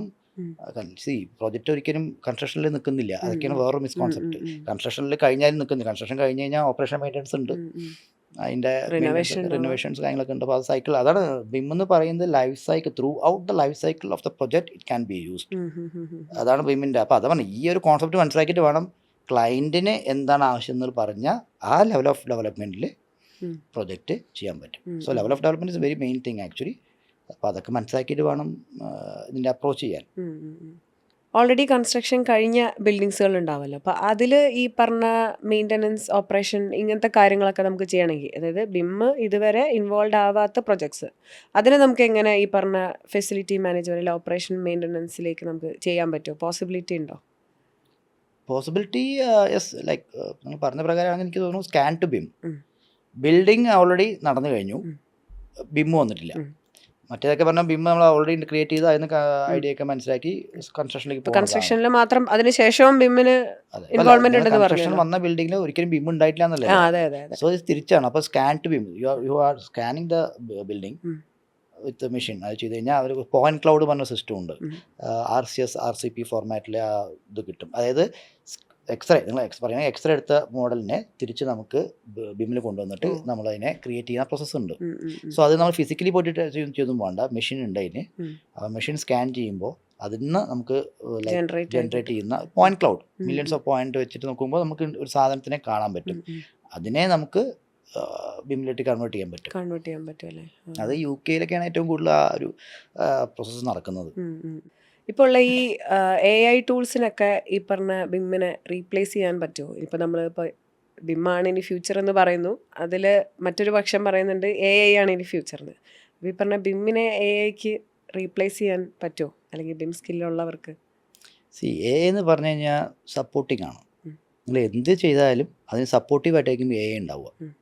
അല്ലാതെ AI-ന് മാത്രമായിട്ട് ഡിസിഷൻ ലെവലിലേക്ക് എത്താൻ ഇപ്പോൾ ആയിട്ടില്ല. അതായത് നമ്മൾ ചിന്തിച്ച കാര്യം പറയുകയാണെങ്കിൽ മൊത്തത്തിൽ അത് ഉണ്ടാക്കി തരാൻ മാത്രമല്ല AI പറഞ്ഞു, ഏത് കാര്യമാണെങ്കിലും. അപ്പോൾ BIM-ലേക്ക് വരുന്ന കാര്യങ്ങളിലേക്ക് AI-യുടെ സപ്പോർട്ട് എന്തായാലും ഉണ്ടാവും, സഹായം ഉണ്ടാവും. അതിപ്പോൾ AI മാത്രമല്ലോ, ഇപ്പോൾ നിങ്ങളിപ്പോൾ എക്സലിനുള്ള ഫോർമുലാസ് കാര്യങ്ങളൊക്കെ ഇപ്പോൾ AI വെച്ച് ചെയ്യാൻ പറ്റും. പക്ഷേ എക്സൽ അവിടെ ഉണ്ട്. സെയിം ഫോട്ടോഷോപ്പിൻ്റെ കാര്യമൊക്കെ ആണെങ്കിലും AI അതുണ്ട് അവിടെ, അതിൽ AI-യുടെ എന്താ ഒരു ഇൻവോൾവ്മെൻറ്റ് ഉണ്ടാവും. അപ്പോൾ AI എന്ന് പറയുന്നത് സപ്പോർട്ടീവായിട്ടായിരിക്കും, അത് റീപ്ലേസ് ചെയ്യാൻ പറ്റില്ല. കാരണം ഇതിൽ AI എന്ന് പറഞ്ഞു കഴിഞ്ഞാൽ നമ്മൾ കൊടുക്കുന്ന പ്രോംപ്റ്റ് പോലെയാണ് AI-യുടെ ഇൻഫർമേഷൻസ് വരിക. സോ അതിന് അവിടെ എന്തായാലും ഹ്യൂമൻ ഇൻ്റർവെൻഷൻ ആവശ്യമുണ്ടല്ലോ. ഇത് കംപ്ലീറ്റ്ലി റീപ്ലേസ് ചെയ്യാൻ പറ്റില്ല, പക്ഷേ AI കൂടെ അറിഞ്ഞാൽ. ഇപ്പോൾ നമ്മൾ പണ്ട് പറഞ്ഞ കമ്പ്യൂട്ടർ വന്നു കഴിഞ്ഞാൽ ഉള്ള അവസ്ഥ പറയാം, അതുപോലെ തന്നെ കമ്പ്യൂട്ടർ വന്നു കഴിഞ്ഞാലും ഫാസ്റ്റ് ഇപ്പോൾ നമുക്ക് നോക്കാൻ പറ്റും. ഇപ്പോൾ നമ്മുടെ പണ്ടത്തെ കൺസ്ട്രക്ഷൻ പോലെയല്ല ഇപ്പോൾ നടക്കുന്ന കൺസ്ട്രക്ഷൻ. പണ്ട് ലിമിറ്റഡ് സോഴ്സ് വെച്ച് എന്താ ചെയ്യാൻ പറ്റുന്ന വെച്ചാൽ അതൊന്ന് മാറ്റം വന്ന് ഇപ്പോൾ വെരി സോഫിസ്റ്റിക്കേറ്റഡ് ആയിട്ട് വളരെ സസ്റ്റൈനബിൾ ആയിട്ടുള്ള ബിൽഡിങ്സ് വരാൻ തുടങ്ങിയിട്ടുണ്ട്. ഷേപ്പൊക്കെ പറയുമ്പോൾ പഴയ ടൈപ്പ് ഓഫ് ഷേപ്പ് ഒന്നും അല്ല. പണ്ട് ഞാൻ പറയുന്നത് ട്രഡീഷണൽ ടൈപ്പ് അല്ല കേട്ടോ, ഇന്ത്യൻ കൾച്ചർ പറയുമ്പോൾ വേറെ ലെവൽ. അതെന്താ എങ്ങനെ ചെയ്തതെന്ന് പോലും നമുക്ക് അറിയില്ല, BIM വരുന്നതിന് മുമ്പ് പറയുകയാണ്. അതല്ല ഞാൻ ഉദ്ദേശിക്കുന്നത്. പിന്നെ കൺവെൻഷൻ ലൈക്ക് നമ്മുടെ എഞ്ചിനീയറിംഗ് ലെവലൊക്കെ വന്ന ശേഷം ഉള്ള ബിൽഡിംഗ് വെക്കുമ്പോഴും ഇപ്പോൾ ആ ബിൽഡിങ്ങിൻ്റെ ഇൻവോൾവ്മെൻറ്റും വളരെ ഡിഫറെൻ്റ് ആണ്. സോ ടെക്നോളജി കൂടുന്തോറും അതിൻ്റെ കോംപ്ലിക്കേഷൻസും കൂടും. അതിനനുസരിച്ച് വീണ്ടും നമ്മൾ അഡാപ്റ്റ് ചെയ്യും. അങ്ങനെ തന്നെയാണ് ഹ്യൂമൻ ജനറേഷൻ പോയിക്കൊണ്ടിരിക്കുന്നത്. സോ AI എന്ന് പറഞ്ഞു കഴിഞ്ഞാൽ ഈ പറഞ്ഞ കാര്യങ്ങളിലേക്ക് അത് സപ്പോർട്ടീവ് ആയിരിക്കും, പാർട്ടാവണം. അതാ പറഞ്ഞത്, നമ്മൾ പ്രോസസ്സിലേക്കാണ് മനസ്സിലാക്കേണ്ടത്. ഇപ്പോൾ ഏത് ടൂൾ വന്നാലും ആ പ്രോസസ്സിലേക്ക് എങ്ങനെ നമുക്കിതിൽ ആഡ് ചെയ്യാൻ പറ്റുമെന്ന് മനസ്സിലാക്കി കഴിഞ്ഞാൽ ഈസി ട്രാൻസ്ഫോർമേഷൻ നടക്കും. സോ ഓപ്പൺ മൈൻഡ് ഇരിക്കുക, നമ്മൾ അപ്ഡേറ്റഡ് ഇരിക്കുക. ഇപ്പം ഞാൻ പറഞ്ഞു, ഇപ്പോൾ ചില ആൾക്കാർ വണ്ടി തന്നെ ഡ്രോൺ വന്നു കഴിഞ്ഞാൽ നമുക്ക് വണ്ടിയുടെ ആവശ്യമില്ല, പറഞ്ഞ് ഡ്രൈവിംഗ് പഠിക്കാണ്ടിരിക്കാൻ പറ്റില്ല. ഡ്രോൺ നമ്മളെ എടുത്ത് ഒരു സ്ഥലത്ത് കൊണ്ടേ വെക്കും, സംഭവിച്ചു, അത് ഫ്യൂച്ചറിൽ വരുന്നുണ്ട്. പക്ഷെ അതും പണ്ട് നമ്മൾ ഡ്രൈവിംഗ് പഠിക്കാണ്ടിരുന്ന് കഴിഞ്ഞാൽ നമ്മളവിടെ അറസ്റ്റ് ആവും. അപ്പോൾ എല്ലാവർക്കും ഡ്രോൺ വാങ്ങാൻ പറ്റണമെന്നില്ലല്ലോ. ഡ്രോണിലേക്ക് എത്താൻ തന്നെ ഇപ്പോൾ ദുബായൊക്കെ ചിന്തിക്കുന്നത്, പക്ഷെ എത്താൻ ടൈം പിടിക്കുമല്ലോ. അപ്പോൾ നമ്മൾ അറ്റ് പ്രസൻറ്റ് എന്താണോ അതിലേക്ക് നമ്മൾ അപ്ഡേറ്റഡ് ആയിരിക്കുക. നമ്മുടെ ഏറ്റവും സൊഫിസ്റ്റിക്കേറ്റഡ് സാധനം അല്ല, നമ്മുടെ മൈൻഡാണ്, ബ്രെയിൻ ആണെന്ന് ആദ്യം മനസ്സിലാക്കുക. സോ ആ ബ്രെയിനിന് നമ്മൾ കൊടുക്കുന്ന ഇൻഫർമേഷൻ എന്താണ്, നമ്മൾ അപ്ഡേറ്റഡ് ആയിട്ടുള്ള സർവീസിനെ അഡാപ്റ്റ് ചെയ്യാൻ പറ്റുന്ന രീതിക്കുള്ള സ്കില്ലാണ് കൊണ്ടുവന്നു കഴിഞ്ഞാൽ ഓട്ടോമാറ്റിക്കായിട്ട് എന്ത് വന്നാലും നമുക്കത് ഓപ്പണായിട്ട് നമ്മൾ റിസീവ് ചെയ്യാൻ പറ്റും. നോ പറയുകയല്ല, receiving with all the intelligence. ആ ഇൻ്റലിജൻസ് എന്ന് പറയുന്നത് ഇൻ്റലിജൻസ് അല്ല, ഹ്യൂമൻ ഇൻ്റലിജൻസ് ആയിരിക്കും. സാറ് മുന്നേ സസ്റ്റൈനബിലിറ്റിനെ പറ്റി പറയുകയുണ്ടായി. സസ്റ്റൈനബിൾ ബിൽഡിങ്സ് അപ്പോൾ സസ്റ്റൈനബിൾ ബിൽഡിങ്സിലേക്ക് ഇപ്പോൾ ഗ്രീൻ ബിൽഡിംഗ് അങ്ങനെ കുറേ കോൺസെപ്റ്റ്സ് ഉണ്ടല്ലോ. അപ്പോൾ അതിലേക്ക് എന്തെങ്കിലും ബിമ്മിന് ഇൻവോൾവ്മെന്റ് ഉണ്ടല്ലോ, ബിമ്മിന് എന്തെങ്കിലും ഹെൽപ്പ് ചെയ്യാൻ പറ്റുമോ? തീർച്ചയായും. ബിമ്മിൻ്റെ ഡയമെൻഷൻസ് ഇപ്പോൾ നമ്മളിപ്പോൾ 3D ഡയമെൻഷനിലാണ് ഇപ്പോൾ ഏറ്റവും കൂടുതൽ മാർക്കറ്റ് ബിം യൂസ് ചെയ്യണം എന്നുള്ളത് വാസ്തവമാണ്. പക്ഷേ ബിമ്മ് 10th ഡയമെൻഷനിലേക്കൊക്കെ എത്തിക്കഴിഞ്ഞു. 6th ഡയമെൻഷനാണ് സസ്റ്റൈനബിലിറ്റി. അതായത് എനർജി അനാലിസിസ് ചെയ്യുന്നതും ഇതിൻ്റെ കാർബൺ എമിഷൻ അതൊക്കെ ചെക്ക് ചെയ്യുന്നതൊക്കെ ആ ഒരു ഡിവിഷനിലാണ്, 6th ഡയമെൻഷനിലാണ്. അപ്പോൾ എന്തായാലും ഗുണം വെച്ച് കഴിഞ്ഞാൽ നമുക്ക് അതിൻ്റെ എനർജി സേവിങ്സിനൊക്കെ വേണ്ടിയിട്ട്, ഇലക്ട്രിസിറ്റിയുടെ സേവിങ്സ് വേണ്ടിയിട്ടും, ഇല്ലെങ്കിൽ നമ്മുടെ ഹീറ്റ് ലോഡ് ചെയ്യുമ്പോൾ നമ്മുടെ മെറ്റീരിയൽ സെലക്ഷന് വേണ്ടിയിട്ടും ഒക്കെ നമുക്ക് യൂസ് ചെയ്യാൻ പറ്റും. ഇപ്പോൾ കാർബൺ എമിഷൻ്റെ കാര്യത്തിൽ തന്നെ പറയുകയാണെങ്കിൽ 39 or 40% ഓഫ് കാർബൺ എമിഷൻസിൻ്റെ ഡിഫറൻസ് ബിമ്മ് വന്നോടുകൂടിയിട്ട് വന്നിട്ടുണ്ട് കൺസ്ട്രക്ഷനിൽ. ഒരു മെറ്റീരിയൽ സെലക്ട് ചെയ്യുമ്പോൾ, ഈവൻ ഒരു ഗ്ലാസ് സെലക്ട് ചെയ്യുമ്പോൾ തന്നെ ആ ഗ്ലാസിൻ്റെ മെറ്റീരിയൽ കാരണം കൊണ്ട് ഇതിൻ്റെ ലൈറ്റ് കാര്യങ്ങളൊക്കെ, ഡേ ലൈറ്റിൻ്റെ യൂസേജ്, വെന്റിലേഷൻ്റെ യൂസേജ് ഒക്കെ വളരെ നന്നായിട്ട് ഡിഫറൻസ് ചെയ്യും. പിന്നെ ശരിക്കും ഒരു ഡീറ്റെയിൽഡായി പറയുകയാണെങ്കിൽ ഈവൻ ട്രാൻസ്പോർട്ടേഷൻ അടക്കം ഇതിൽ പെടുന്നതാണ്. ട്രാൻസ്പോർട്ടേഷൻ പറയുമ്പോൾ മെറ്റീരിയൽ സ്ഥലത്ത് നിന്ന് കൊണ്ടുവരുന്ന ട്രാൻസ്പോർട്ടേഷൻ, മാനുഫാക്ചർ ചെയ്യുമ്പോഴുള്ള കാർബൺ എമിഷൻ, ഇതൊക്കെ കാൽക്കുലേഷൻ ചെയ്തിട്ടാണ് പറയുന്നത്. അപ്പോൾ അതിനൊക്കെ കാൽക്കുലേറ്റ് ചെയ്തിട്ടാണ് ഇപ്പോൾ ഗ്രീൻ ബിൽഡിംഗ് സർട്ടിഫിക്കറ്റ്, LED ഒക്കെ ചെയ്യുന്നതും, ലീഡ് ഒക്കെ ചെയ്യുന്നത്, ഗൃഹ എന്നൊക്കെ ഉള്ള സാധനങ്ങളൊക്കെ ഉണ്ട്. സോ സസ്റ്റൈനബിലിറ്റിക്ക് തീർച്ചയായും ബിം അവിടെ ബാക്ക് ബോൺ ആണ്. നമുക്ക് ഒന്ന് സ്കില്ലിൻ്റെ ഈ ഒരു സ്കില്ല്, ഇപ്പോൾ കുട്ടികൾക്ക് ഈ ഒരു സ്കില്ല് അപ്ഗ്രേഡ് ചെയ്യുന്നതിനെ പറ്റി കുറച്ച് ഡൗട്ടുകൾ ഉണ്ടായിരുന്നു. ഇപ്പോൾ പല കുട്ടികളും പല ഇൻസ്റ്റിറ്റ്യൂട്ടിൽ പോയിട്ട് പഠിക്കുന്നുണ്ട്. അപ്പോൾ പലരും പല ഇൻസ്റ്റിറ്റ്യൂട്ടിൽ പോയിട്ട് പല വെറൈറ്റി ഓഫ് സിലബസുകൾ നോക്കി പല സോഫ്റ്റ്വെയർസും പഠിക്കുന്നുണ്ടാവും. ഇപ്പോൾ ഇവർക്ക് എങ്ങനെ ഒന്ന് കൺക്ലൂഡ് ചെയ്യാൻ പറ്റും, ഞങ്ങൾ സ്കിൽഡായി, ഓക്കെ ഇതിൽ സ്കിൽഡായി കംപ്ലീറ്റ്ലി, എനിക്ക് ഇനി വർക്ക് ചെയ്യാം, കോൺഫിഡൻ്റ് ആയിട്ട് എനിക്കൊരു വർക്ക് സ്പേസിൽ പോയിട്ട് വർക്ക് ചെയ്യാമെന്ന് അവർക്ക് എങ്ങനെ ഒന്ന് സെൽഫ് ഇവാലുവേറ്റ് ചെയ്യാൻ പറ്റും? സെൽഫ് ഇവാലുവേറ്റ് ചെയ്യാൻ ഏറ്റവും ബെറ്റർ മാർഗം എന്ന് പറയുന്നത് അവരൊരു പ്രൊജക്റ്റ് ഇൻഡിപെൻഡൻ്റ് ആയിട്ട് ഇപ്പോൾ ചെയ്യുമ്പോഴായിരിക്കും അല്ലേ. അപ്പോൾ ഇൻഡിപെൻഡൻ്റ് ചെയ്യാൻ പറ്റുന്ന ഒരു പ്രൊവിഷൻ നോർമലി ഇൻറ്റേൺഷിപ്പ് സമയത്ത്. പക്ഷേ ഇൻറ്റേൺഷിപ്പിൻ്റെ ഒരു ചെറിയ ചാലഞ്ച് എന്താ വെച്ച് കഴിഞ്ഞാൽ, ഈവൻ ഇവർ ഇൻറ്റേൺഷിപ്പിൽ വേറെ വല്ല കമ്പനി പോയി വർക്ക് ചെയ്യുകയാണെങ്കിൽ ചിലപ്പോൾ ചെറിയൊരു പാർട്ടിലായിരിക്കും ഇവർ ഇൻവോൾവ്മെൻ്റ് ആവുക. ഫോർ എക്സാമ്പിൾ ഒരു ലൈവ് പ്രോജക്റ്റിൽ വർക്ക് ചെയ്യുന്ന സമയത്ത് ഷോപ്പ് ഡ്രോയിങ്ങിലായിരിക്കും ഇവർ ഇൻവോൾവ് ആയിക്കഴിഞ്ഞാൽ അതിനെ അവർക്ക് ഇപ്പോൾ ഈ പറഞ്ഞ സെൽഫ് ഇവാലുവേറ്റ് ചെയ്യാൻ പറ്റുമോ വെച്ചാൽ അല്ല. കാരണം വെച്ച് കഴിഞ്ഞാൽ ആ ഒരു പാർട്ട് മാത്രമാണ്. കാരണം അത് മാത്രമല്ല അവർ പഠിച്ചതും ഇംപ്ലിമെൻ്റ് ചെയ്യേണ്ടതും അത് മാത്രമല്ല. അപ്പോൾ ശരിക്ക് സെൽഫ് ഇവാലുവേറ്റ് ചെയ്യാൻ ഏറ്റവും ബെറ്റർ ഓപ്ഷൻ എന്ന് പറയുന്നത് ഒരു പ്രൊജക്റ്റ് ഇവർ ഇൻഡിപെൻഡൻ്റ് ആയിട്ട് സ്റ്റാർട്ട് തൊട്ട് എൻഡ് വരെ ഈ പഠിച്ച സിലബസ് ത്രൂ ചെയ്യാൻ പറ്റുന്നുണ്ടെങ്കിൽ വെരി ഗുഡ്. ഫോർ എക്സാമ്പിൾ നമ്മൾ ആർക്കിടെക്ചറിൻ്റെ കാര്യത്തിൽ പറയുകയാണെങ്കിൽ തന്നെ വാൾ ക്രിയേറ്റ് ചെയ്തു, ഫ്ലോർ ക്രിയേറ്റ് ചെയ്തു, റൂഫ്, സീലിംഗ്, അങ്ങനെ ഉണ്ടല്ലോ, ഫസാഡ്, ലാൻഡ്സ്കേപ്പ്, ഈ പറഞ്ഞ ഫേസിങ്, അങ്ങനെയുള്ള കാര്യങ്ങളൊക്കെ ചെയ്തിട്ട് ഒരു ബിൽഡിംഗ് ഉണ്ടാക്കുന്നു. ഡോറ്, വിൻഡോ ഒക്കെ വെരി പ്രോപ്പർ ചാനലിൽ ചെയ്യുന്നു. അങ്ങനെ ചെയ്യാൻ പറ്റുമെങ്കിൽ അവർക്ക് മനസ്സിലാക്കാം ഓക്കെ എന്നെ കൊണ്ട് പറ്റുന്നതാണെന്നുള്ളത്. അപ്പോൾ അത് ബെറ്ററാണ്. ഒരു സൂപ്പർവിഷൻ സൈഡിൽ നിന്ന് ഇൻറ്റേൺഷിപ്പ് ഈ ഫുൾ പ്രോജക്റ്റ് ചെയ്യാൻ പറ്റുമെങ്കിൽ അതിൻ്റെ ഒരു വെരിഫിക്കേഷൻ കിട്ടിക്കഴിഞ്ഞാൽ അവർക്കും മനസ്സിലാവും okay we are capable for doing any project എന്നുള്ള ലെവലിലേക്ക് വരും, ചെയ്യാൻ പറ്റും.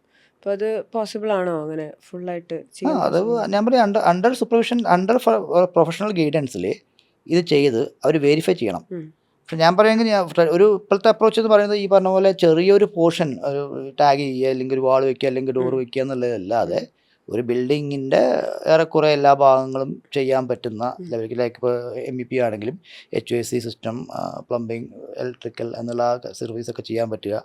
അല്ലെങ്കിൽ ആർക്കിടെക്ചറിൽ ഈ പറഞ്ഞ സ്ട്രക്ചറാണെങ്കിൽ ഈ പറഞ്ഞ പോലെ ഫൗണ്ടേഷൻസും കോളം ബീമും ഈ പറഞ്ഞ സ്കിൻ ഓഫ് ദ ബിൽഡിംഗ് ഒക്കെ ചെയ്യാനുള്ള പോസിബിലിറ്റിക്ക് ഒരു പ്രൊജക്റ്റ് കംപ്ലീറ്റ് ചെയ്ത് ഈ കംപ്ലീറ്റ് ചെയ്തു എന്നുള്ള വെരിഫിക്കേഷൻ ഈ പ്രൊഫഷണൽ ആൾക്കാരിൽ നിന്നൊരു കിട്ടിക്കഴിഞ്ഞാൽ ഗുഡ്. യെസ്, അത് പോസിബിൾ ആണോ? ഒരു കംപ്ലീറ്റ് പ്രോജക്റ്റ് ഇപ്പം പഠിച്ചു കഴിഞ്ഞ് ഇറങ്ങുന്ന സ്റ്റുഡൻസിന് അങ്ങനെ ചെയ്യാൻ പറ്റുമോ? അവരിപ്പോൾ ഒരു സ്ഥലത്ത് ഇന്റേൺഷിപ്പിന് കയറുകയാണെങ്കിൽ തന്നെ അവർക്കൊരു പോർഷൻ ഓഫ് വർക്ക് അല്ലേ അവർക്ക് അസൈൻ ചെയ്യുള്ളൂ. അതുകൊണ്ടാണ് ശരിക്കും പറഞ്ഞാൽ ചെയ്യുന്ന ഇൻസ്റ്റിറ്റ്യൂഷൻ തന്നെ ഒരു ഇന്റേൺഷിപ്പ് പ്രോഗ്രാം നടത്തണം. കംപ്ലീറ്റ്ലി പ്രൊജക്ട് ചെയ്യുന്ന രീതിയിൽ കംപ്ലീറ്റ്ലി പ്രൊജക്ട് ചെയ്യുന്ന രീതിക്ക് ഒരു ഇന്റേൺഷിപ്പ് ചെയ്യണം. അത് ശരിക്കും ഒരു ഇൻസ്റ്റിറ്റ്യൂഷൻ്റെ റെസ്പോൺസിബിലിറ്റിയും കൂടിയാണ്. കാരണം അവരെ വെറുതെ പഠിച്ചിറക്കുക എന്നുള്ളതല്ലല്ലോ ആവശ്യം. പഠിക്കുന്ന സാധനം ക്ലാരിറ്റിയിൽ വന്നിട്ടുണ്ടോ എന്നുള്ളൊരു വെരിഫിക്കേഷൻ കിട്ടുന്നുണ്ടെങ്കിൽ സെൽഫ് ഇവാലുവേഷൻ ഇവർക്കും കിട്ടും, പഠിപ്പിച്ച ആൾക്കും കിട്ടും, പഠിപ്പിച്ച സ്ഥാപനത്തിനും കിട്ടും, പഠിച്ച കുട്ടികൾക്കും കിട്ടും. അതാണല്ലോ ആവശ്യം. സോ അതിന് ഞാൻ പറയുകയാണെങ്കിൽ ഇൻസ്റ്റിറ്റ്യൂഷൻ തന്നെ അങ്ങനെ ഒരു ഇനിഷ്യേറ്റീവ് എടുത്ത് ഒരു ഇന്റേൺഷിപ്പ് പ്രോഗ്രാം കൊടുക്കുന്നതായിരിക്കും ബെറ്റർ അപ്രോച്ച്. സർ, പ്രൊജക്ട്സിൽ ബിം ഇംപ്ലിമെന്റ് ചെയ്യുന്ന ടൈമിൽ എന്തെങ്കിലും ചലഞ്ചസ് നേരിട്ടുണ്ടോ, അല്ലെങ്കിൽ ബിമ്മിന് എന്തെങ്കിലും ചലഞ്ചസ് ഉണ്ടോ? ബിമ്മിന്റെ പ്രൊജക്റ്റിൽ ബിം ചെയ്യുമ്പോൾ ഒരുപാട് ചലഞ്ചസ് ഉണ്ടായിരുന്നു. അത് രണ്ട് സൈഡിലും ഉണ്ട്. ലൈക്ക് ഇൻഫ്രാസ്ട്രക്ചർ സൈഡ് ഉണ്ട്. ലൈക്ക് ബിം ചെയ്യുന്ന സമയത്ത് സെൻട്രലൈസ് ഫയലാണ്. സോ സെൻട്രലൈസ് ഫയൽ എന്ന് പറയുമ്പോൾ ഡാറ്റ ലൈക്ക് സെർവർ നന്നാവണം, ക്ലൗഡ് പ്ലാറ്റ്ഫോം യൂസ് ചെയ്ത്. അന്ന് പ്ലാറ്റ്ഫോം ഒന്നും അധികം യൂസ് ചെയ്തിട്ടുണ്ടായിരുന്നില്ല. ഇപ്പോഴാണ് ബിം 360 പ്ലാറ്റ്ഫോമൊക്കെ എല്ലാവരും കുറച്ചും കോമൺ ആയത്. ഇപ്പോഴും സത്യം പറഞ്ഞാൽ സെർവർ യൂസ് ചെയ്തിട്ട് കമ്പനീസ് വർക്ക് ചെയ്യുന്നുണ്ട്. സോ അവിടെ സെർവർ സിസ്റ്റം ക്ലിയർ അല്ലെങ്കിൽ ഈ സെൻട്രൽ ഫയലിൻ്റെയൊക്കെ ഇഷ്യൂസ് വരാറുണ്ട്, സിങ്ക് ചെയ്യുമ്പോൾ ഇഷ്യൂസ് വരാറുണ്ട്. അപ്പോൾ നമ്പർ ഓഫ് ആൾക്കാർ അതിലേക്ക് എത്തിപ്പെടാൻ പോസിബിലിറ്റിക്കും പ്രശ്നം. ഞാൻ 25 മെമ്പേഴ്സ് വരെ വർക്ക് ചെയ്തിട്ടുള്ള ഒരു അറ്റ് എ ടൈം ഒരു പ്രോജക്റ്റ് 25 മെമ്പേഴ്സ് ഇൻവോൾവ് ആയിട്ടുള്ള പ്രോജക്റ്റ് അടക്കം വർക്ക് ചെയ്തിട്ടുണ്ട്. ഒരു UK ബേസ്ഡ് പ്രോജക്റ്റിലായിരുന്നു. സോ അവിടെ സിങ്കിങ് ഇഷ്യൂസ് വരാറുണ്ട്. കാരണം ഇൻഫ്രാസ്ട്രക്ചറിൻ്റെ പ്രശ്നമാണത്. മീൻസ് അതിൻ്റെ ഡാറ്റ പാസ് ചെയ്യാൻ അത്രയും കേപ്പബിലിറ്റി മെഷീൻസിന് വേണം. അപ്പോൾ അതൊന്ന്. അല്ലാതെ അത് പോട്ടെ, നമുക്കിപ്പോൾ അത് മെഷീൻ്റെ കാര്യങ്ങളാണ് പറയാം. പൈസ കൊടുത്താൽ വാങ്ങാം, അല്ലെങ്കിൽ പ്രോജക്റ്റിൻ്റെ എഫിഷ്യൻസിക്ക് അനുസരിച്ചിട്ട് നമുക്ക് അപ്ഡേറ്റ് ചെയ്യാം. അല്ലെങ്കിൽ ഈ ഒരു സിസ്റ്റത്തിന് എന്തെങ്കിലും പ്രശ്നമുള്ളതായിട്ട് സിസ്റ്റത്തിൽ ഞാൻ മനസ്സിലാക്കിയിട്ടുള്ളത്, ഇതിൻ്റെ സ്കോപ്പ് മനസ്സിലാക്കാതെ ക്ലയൻറ്റ് സൈഡിൽ നിന്ന് തന്നെ കിട്ടുന്ന ഒരു ഇൻഫോർമേഷൻ മിസ്മാച്ചസ് ഉണ്ട്. ഞാൻ പറഞ്ഞല്ലോ, ബിമ്മിൻ്റെ യൂസ് എന്താണെന്ന് ശരിക്കും ക്ലയൻറ്റ് ഇപ്പോഴും ചില ക്ലയൻറ്റ്സ് മനസ്സിലാക്കിയിട്ടുണ്ടാവില്ല.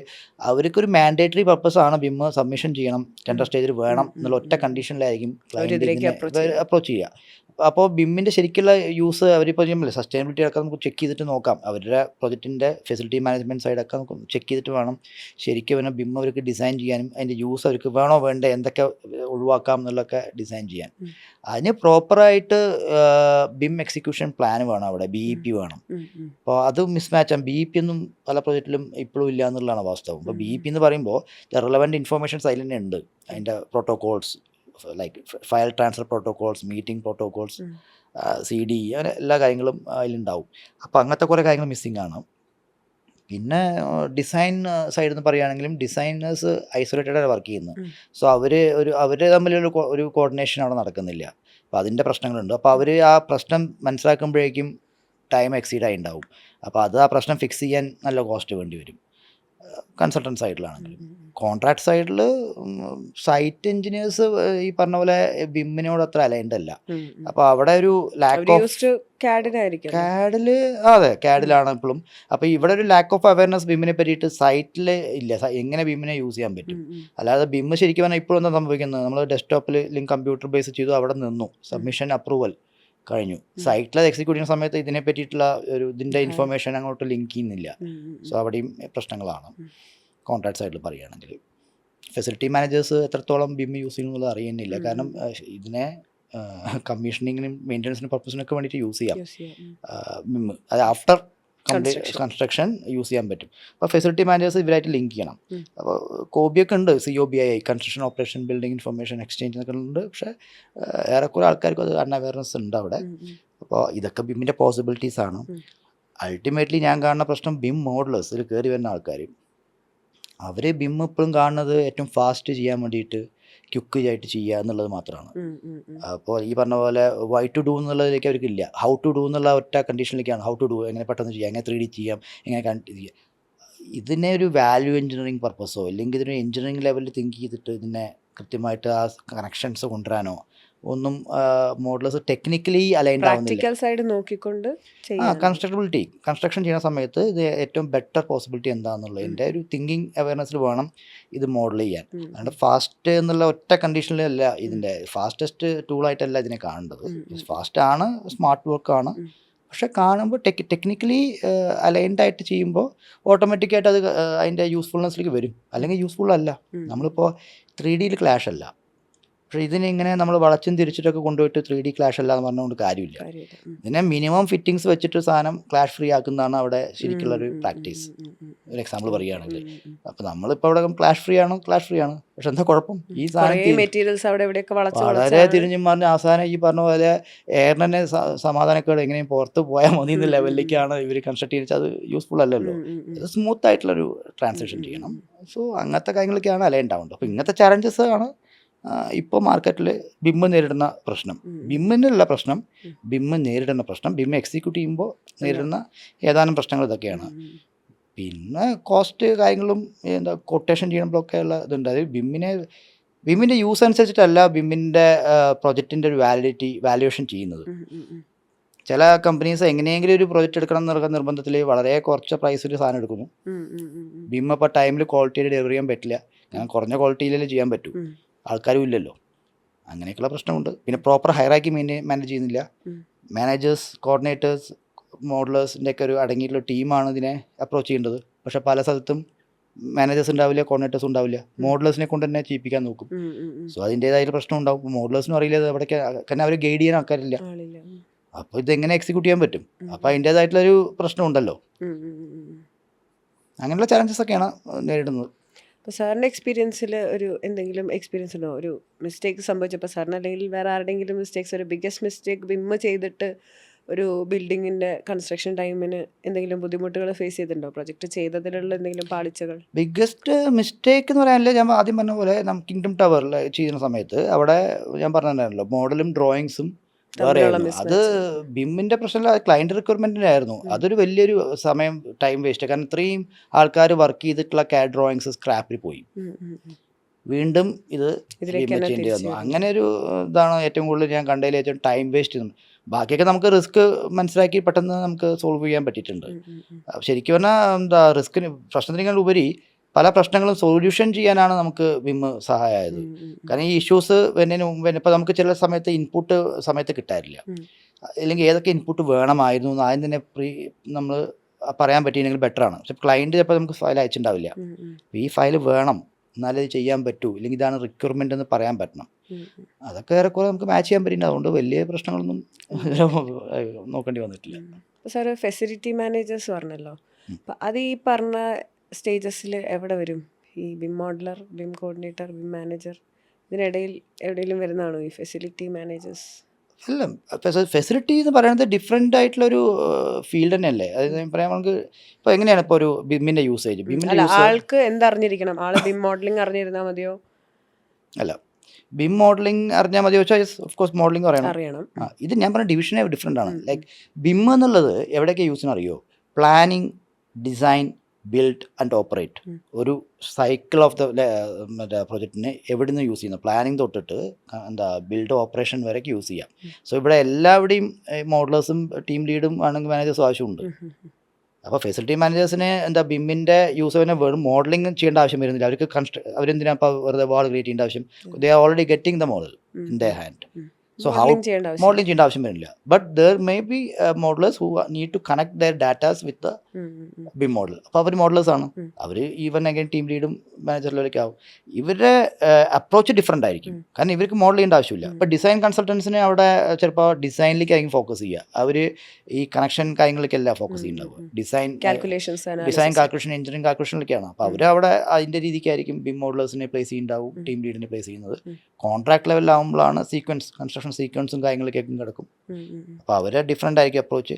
സംഭവം ഡെസിഗ്നേഷൻ എന്ന് പറയുന്നത് ബിം മോഡൽ എന്ന് പറഞ്ഞു കഴിഞ്ഞാൽ മോഡൽ ചെയ്യുന്ന ഒരാളും അതിൻ്റെ മുകളിൽ ടീം ലീഡും മാനേജറുമാണ്. ഇത് ഏത് ഡിവിഷനാണോ ആവശ്യം വെച്ചാൽ അതനുസരിച്ചിട്ട് ഇതിൻ്റെ ക്യാരക്ടറിസ്റ്റിക് മാറും. സാറിൻ്റെ ഈ ഒരു 15 ഇയേഴ്സോളമുള്ള എക്സ്പീരിയൻസിൽ സാറിൻ്റെ അച്ചീവ്മെൻറ്റ്സ് എന്തൊക്കെയായിരുന്നു? എങ്ങനെ ഉണ്ടായിരുന്നു ബിമ്മിലൂടെയുള്ള ലൈഫ്? എന്തെങ്കിലും അച്ചീവ്മെൻറ്റ്സ് ആയിട്ട്?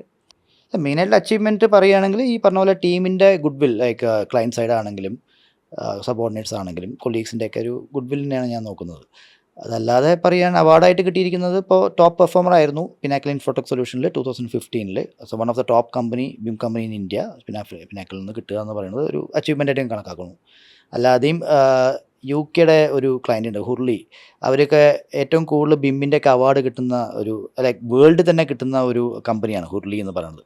അപ്പോൾ ആ കമ്പനിയിൽ നിന്നും അവിടുത്തെ മാനേജേഴ്സ് നല്ല എന്താ പറയുക അപ്രിസിയേഷൻ ആൻഡ് അവാർഡ് എനിക്ക് തന്നിട്ടുണ്ടായിരുന്നു. സോ അതൊക്കെയാണ് ഞാൻ നോക്കിയിട്ടുള്ള ഒരു മേജർ റെക്കഗ്നിഷൻസ്. പിന്നെ ഏറെക്കുറെ നല്ല പ്രൊജക്റ്റിലൊക്കെ വർക്ക് ചെയ്യാൻ പറ്റിയത് തന്നെ എനിക്കൊരു വളരെ സാറ്റിസ്ഫാക്ടറി ആണ്. കാരണം ഇവൻ ദുബായ് എക്സ്പോയിലാണെങ്കിലും ടോളസ്റ്റ് ബിൽഡിംഗ് അങ്ങനെ ഒരുപാട് like Lusail Plaza and all. അപ്പോൾ അതൊക്കെ ഒരു എന്താ പറയുക ഫോർച്ചുനേറ്റ്ലി ബ്ലെസ്ഡ് ആയിട്ട് ഞാൻ കണക്കാക്കുന്നു. So thank you so much for turning in.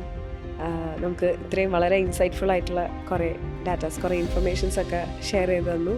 ഒരുപാട് ഡൗട്ടുകൾ ഉണ്ടായിരുന്നു, ബിമ്മിനെ കുറിച്ച് ഒരുപാട് കൺസേൺസ് ഉണ്ടായിരുന്നു. So thank you so much for. Thank you, Gauri. So it was a nice time and wonderful time with you. And എനിക്കും ബീമിനെ പറ്റി കൂടുതൽ സംസാരിക്കാനും സമയവും കിട്ടിയാലും വളരെ എൻഗേജ്ഡ് ആയിരുന്നു conversation. So thanks a lot for your time. Thank you.